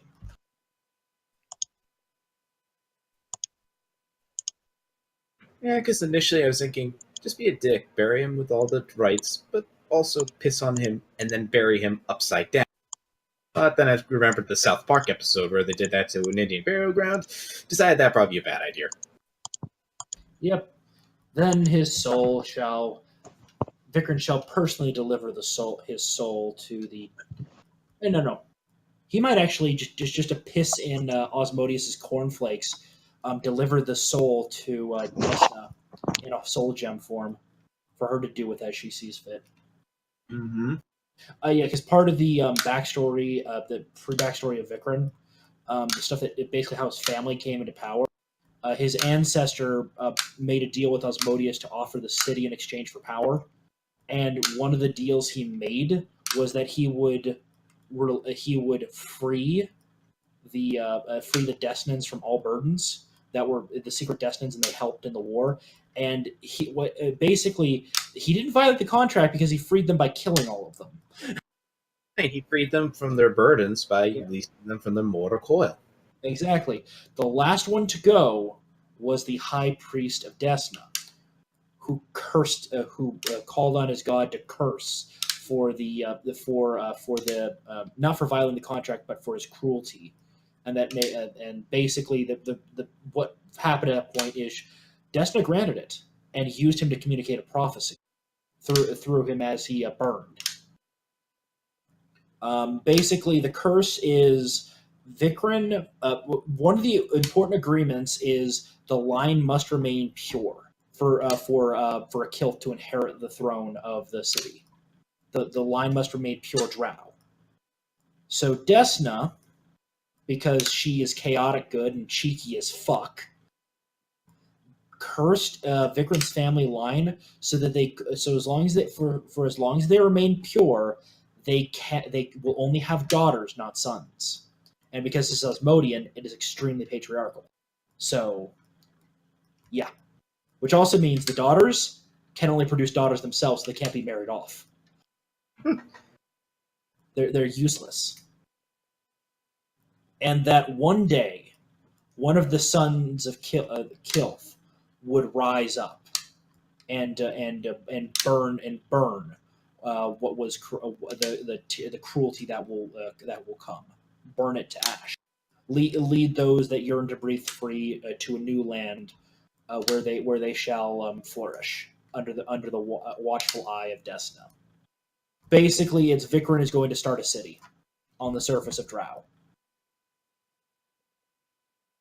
that range from various neutrals and goods who just want to not be enslaved anymore because a lot of the population there is enslaved.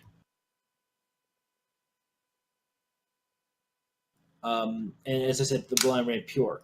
Vikrin is that prophesized child. He was a true neutral when he started out. He didn't care. He just found books about the surface curious, so he read them in between his training. Ran off one day when it was during a slave revolt, where he was almost killed by one of the child servants. The child servant had no idea how to fight. Vikrin knew, and his instincts took over, and he killed the child brutally. He was older and had an actual weapon. This one only had a dagger.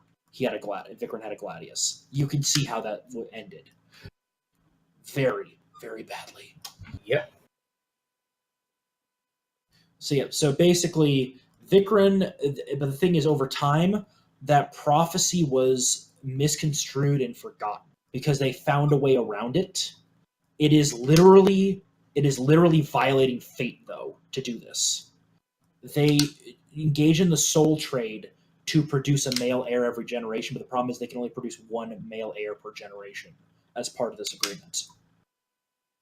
So Vikrin's dad can't sacrifice, and the cost is the soul of the mother to the Nine Hells. Yeah.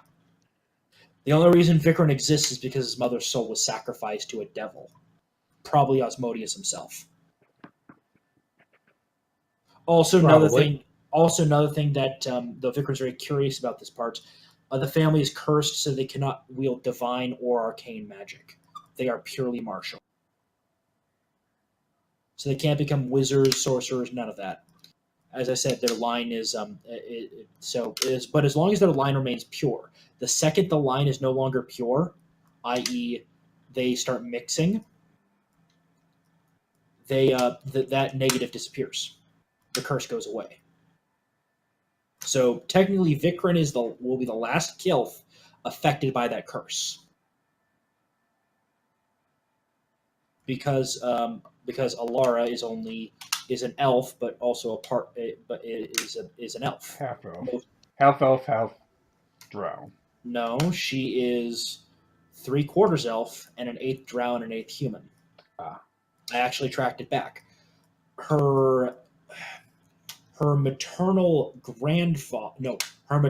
great grandfather is a half drow, half elf. He's still alive, actually, kicking around the world somewhere.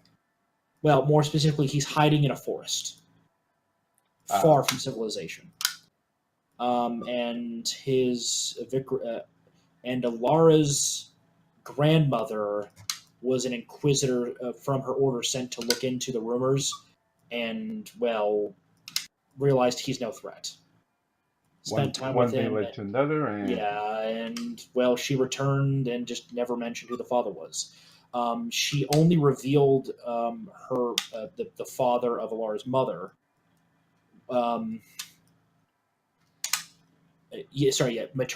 Paternal. Sorry, it'd be maternal grandfather. It would be her maternal grandfather.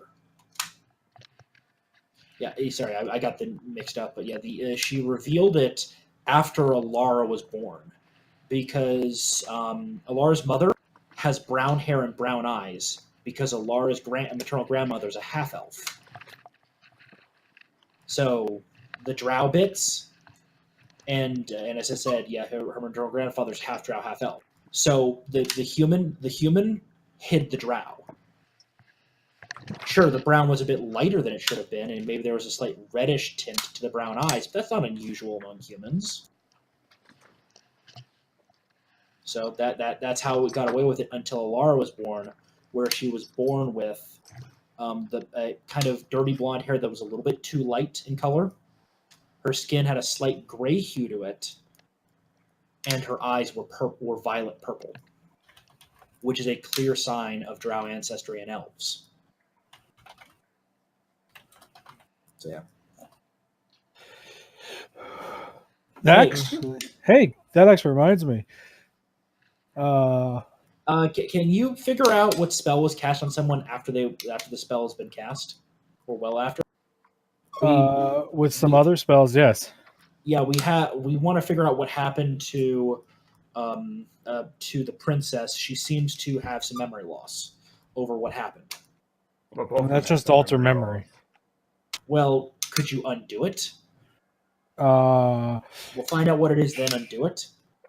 To answer that's a complicated answer, because if they did alter memory, I can change it back. If it's not alter memory, then if it's just deleting the memory, then it depends. They're very hazy over what has happened. Would you mind taking a look at them? It's Sure. I would say it's alter memory. They just couldn't change it up because Sam and Orchid ran in the room at the time. So an improper alter memory. Yeah. Okay, yeah, that's easy. Could you find out what they were trying to do with that, as well as undo it? Yeah. I can just cast alter memory myself, flip and reverse it, and then. But could you find out what they originally wanted to do with the alter memory? Yeah, I can. It'll take me a bit. Take as much time as you need. By a bit, I'm going to take my crew of people, and it will take me 2 days. That's how much a bit I mean it's going to take. I think we can swing that. Yeah. We're kind of safe in the Westwood Kingdom. We have her in a medical tent. Do we need to move her elsewhere?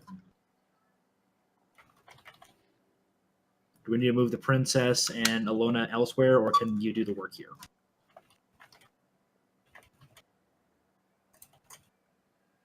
No, the princess can stay here. Okay, so let's get to work.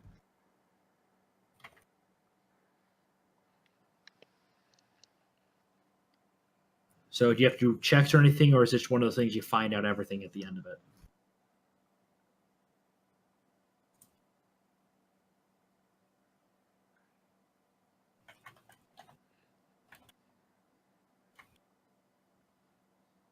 Yeah, so 2 days later, I'll come back and I'll magic her. Magic! Alright, so here's what happened. At the last minute, when they realized that they couldn't kill Alana and the princess easily, they instead tried to change her memory so that the princess is now a follower of Asmodeus, and Alana is back to being a follower of Asmodeus. Well, that's just mean. That's some overlord shit. Remember who sent them.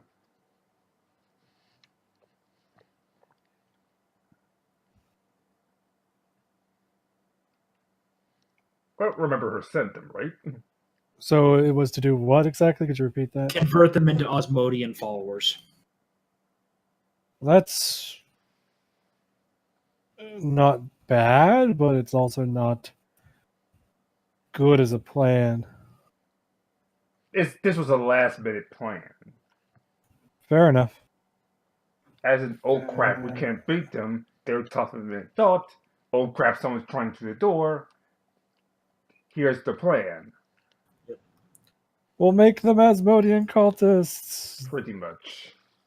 Okay. Unfortunately, they underestimated the strength of Sam and had to Who ripped the door off the hinges? Pretty The much. metal door.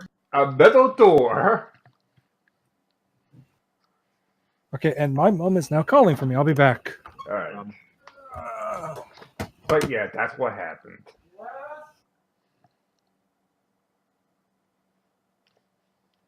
Yep. Like, Thank Right. goodness for Sam and Orchid.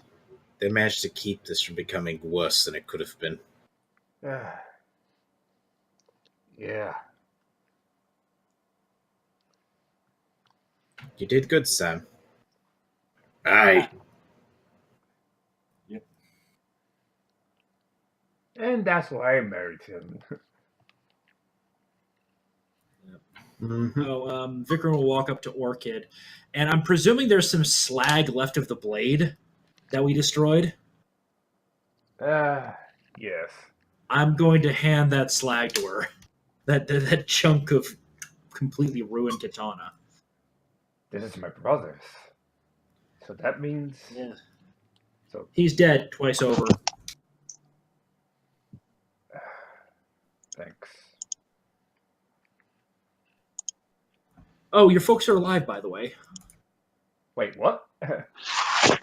Yes, we captured all the souls that came out of the blade, and we brought a lot of them back to life. And so your folks are, well, they're back in, they're back in the Wufu Empire still. The evil emperor's been overthrown. The old emperor's been reestablished. Kind of. We couldn't stay around for the coronation. We were a little worried about this, but we left a communication stone with them. Hold on. Vikram's going to go to the princess and ask where her father kept the communication stone. Okay, it's down. Yes, down the basement. Yep, I'm going to go get that and go. Hello, this is Vikram. Anyone there? Yes. This thing on? It's the Emperor. Yes. Yes, it's working. Yep. We just wanted to check in, make sure we had connection. Not so good things have happened over here. We're licking some wounds. Unfortunately, I don't think we'll be able to return for a while, potentially. Yes, I understand. I hope reconstruction efforts are going well.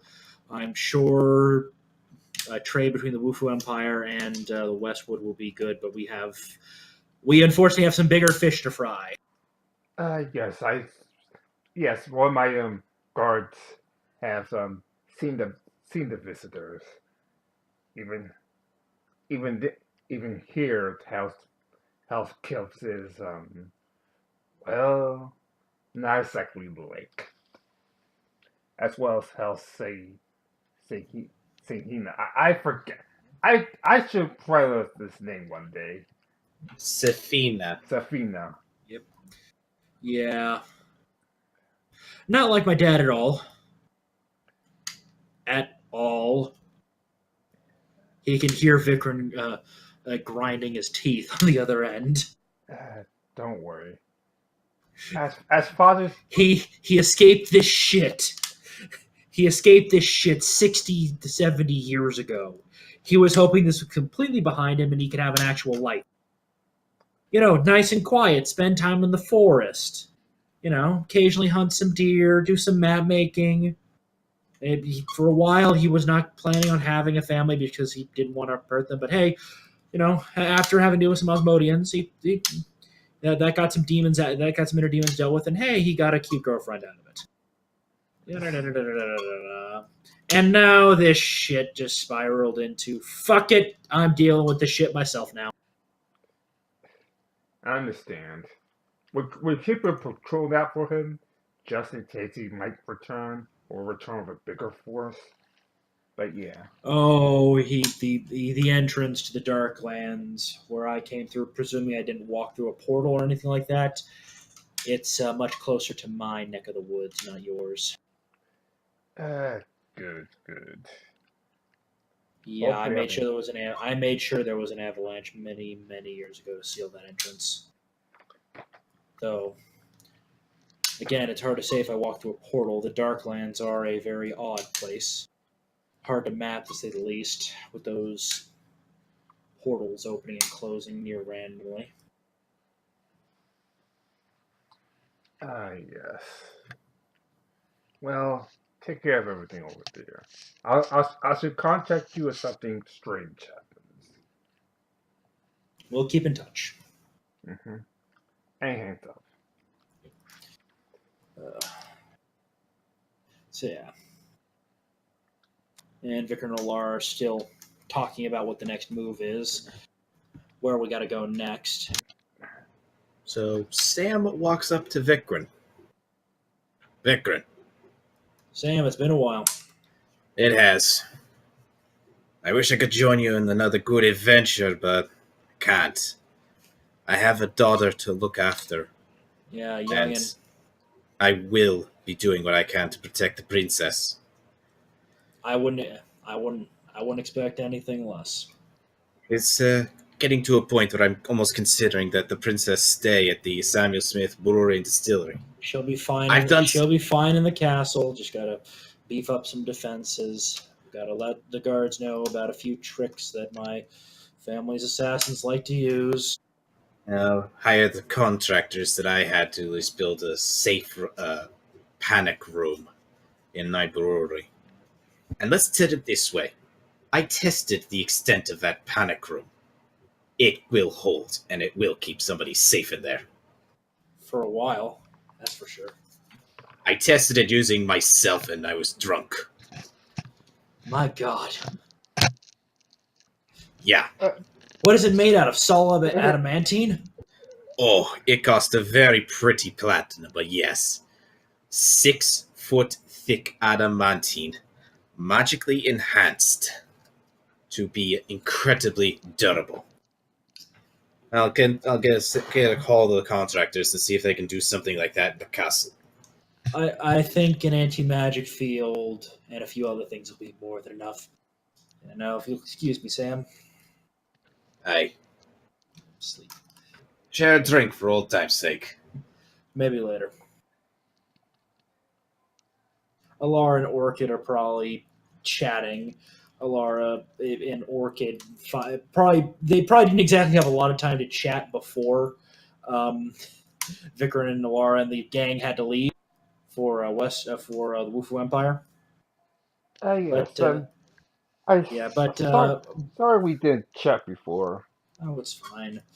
You're not the only one who's gone through some pretty significant changes in the past couple of years. Tell me about it. Alara pulls out that little picture she's been carrying of her and her adoptive daughter. The adorable miniature Alara paladin, effectively.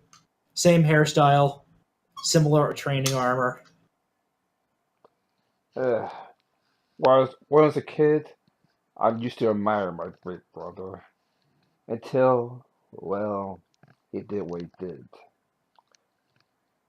Evil does crop in hearts and men. Hopefully he does. Hopefully someone doesn't target her. Oh, she's shown early signs that she's going to follow the path, and she does have more than just me keeping an eye out for her. And Laura kind of points. Laura kind of points up to the sky. She has gotten the attention of my patron. I'm sure she will follow whatever path she follows. It will be a path of light, whether it is a paladin, fighter, or simply a forest village girl.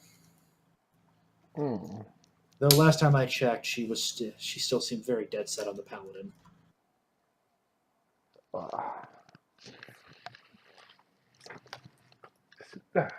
Speaking of which, I gotta introduce my daughter to grandma and grandpa now. I'm sure they will probably want to come out here at some point. That's true. That's true. Like I said, I wish I could join you, but well, I have to keep my daughter, and my husband alive somehow. Of course. But Let's see. thank you. And if Saloon is around, thank you as well for I'll pass it along. well clearing up my family's name. It was a team effort. That was. So yeah, let's see. As we Vicar and Alara will eventually probably within about a week leave. I'm presuming the princess is going to not only is going to have to stay here this time. She has no Yeah, choice. she actually knows no choice now. Yeah. In about a couple of months, she's going to be coronated as the sole queen. Yeah. For the moment, she's what I think it's Princess Regent. It would be the official title. Yeah. So yeah, and she's probably sad that she's. Well, I don't know if she's sad or if she's accepting it. We never really decided if she wanted to continue to run or if she was accepting this path. It just happened a little bit sooner than planned. Yeah, she has no choice but to continue to accept this path. Yep. She's a little sad, but she knows that her father eventually is going to die, and she had to come back and take over the kingdom. And it just happened a little sooner. And there's probably a terrified. Well, did he stay back in Vikran's hometown, or did he go with them when Vikran was called back? The baker's apprentice. Right now, the biggest apprentice probably is just getting the news right now from one. It is a couple month journey from one of the teleport orbs.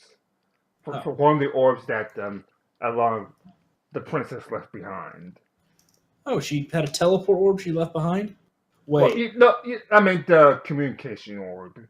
Oh, got it. Yeah, she must have had a couple, or left, or had one to communicate with her father and left that behind. And yeah. Yep. So he's probably making her right there right now to consult her, even though it's going to take a few months. Well, yeah, and he's not waiting for Vikran to escort him there because Vikran and Alara have another journey they've got to make after this. They got to get back to Alara's hometown. They're going to need help. They're going to need more help. They're going to need this order of paladins. It's time to bring them. It's this order. Go all Jesus on them. Kick them out of the church. There shall be no markets in my church. More like a path of redemption for this order. This order is falling apart at the seams. Very few paladins left. They've lost their purpose.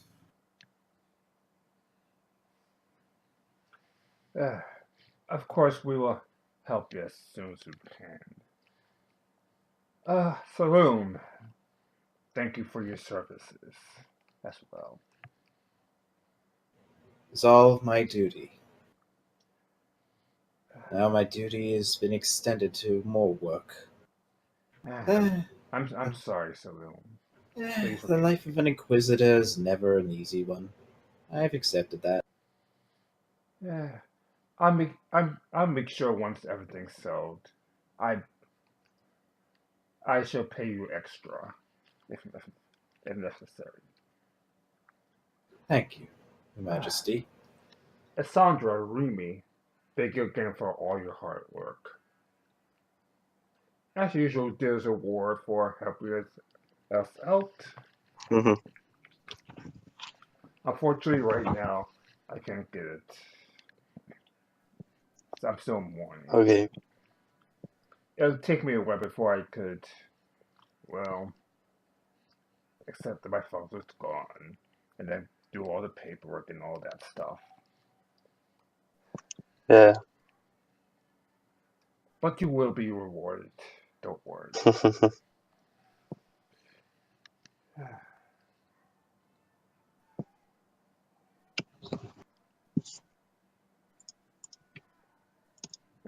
Come on, Fu.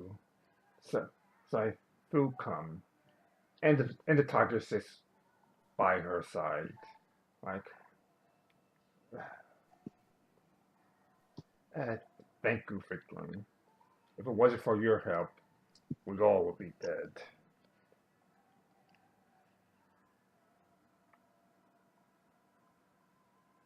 I guess Victorine left. Seawall? Seawall.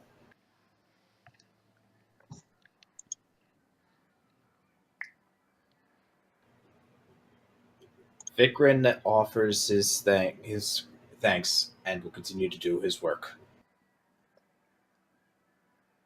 Alright. Sai also resumes her work as a spy as well. We all have our parts to play. Yes, we do. I'm getting over it. And now, and now that, and now that the trust has been lifted, I could play more now. If you know what I mean. Yes. Just don't go too evil. Please. I'm pretty much over the evil crap. If you know what I mean. I'm Yes. sorry. The king was a loyal friend of mine. I've, I've made promise to myself that as long as I'm alive, the king will be. Well, I failed. Hopefully, hopefully the late queen forgives me.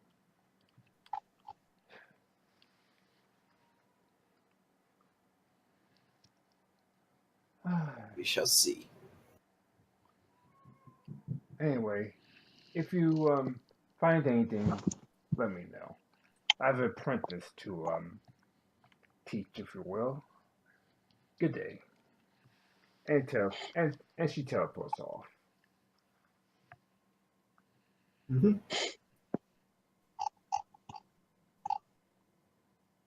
Well, I guess that's the session unless anyone wants to do anything. I can't think of anything to do right now at the moment. Can anyone else think of anything that we need to do? Hmm.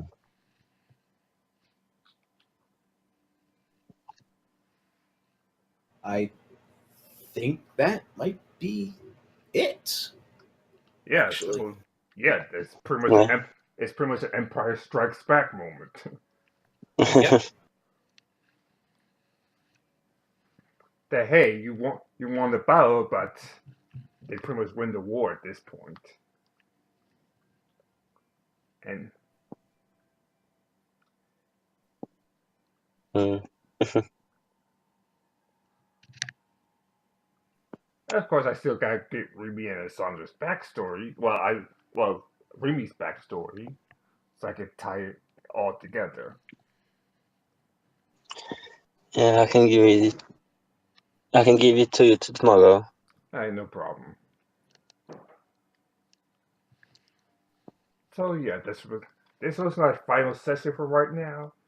I'm going to take a break from Dungeon Magic because I'm really tired right now. But next, but next time, but next time, Diplo is going to Dungeon Magic for us.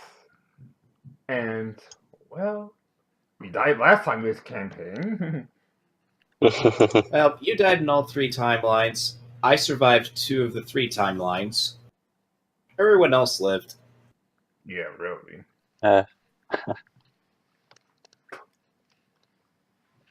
So probably in a few months, I can figure out what's going on, especially how much time has passed. Yeah. Because if Mr. Kemp knows anything, is patience. Yep. I And really well, gotta think of a name for Saloon's father. Didn't really expect him to be coming up, at least not so soon. yeah, decided to make him an evil tag team. Mm-hmm. You have an idea of where he's from. The same plane that Ravenloft is, but and he's not from the city that Ravenloft, the castle's in, not from that Yeah. city. He's from quite distance away from that. Yeah. Because I don't think Strahd would let him exist. He's probably gonna kill them spot. Yep. So he's basically probably like on the equivalency of the other side of the planet. Well, don't worry. It's gonna be a few months before I resume Dungeon Master duties. Mhm. So it's just enough time. So it's more than enough time for Victor to send me his backstories. They Remy and Saloon to send me everybody's backstory, and then tie it all together and make an evil campaign of it. And make a campaign of it. We travel around the world, stopping evil Yep. as you go. Mm-hmm.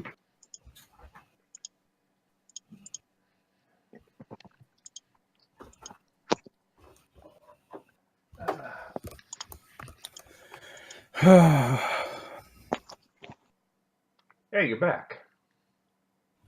Yeah, I'm back.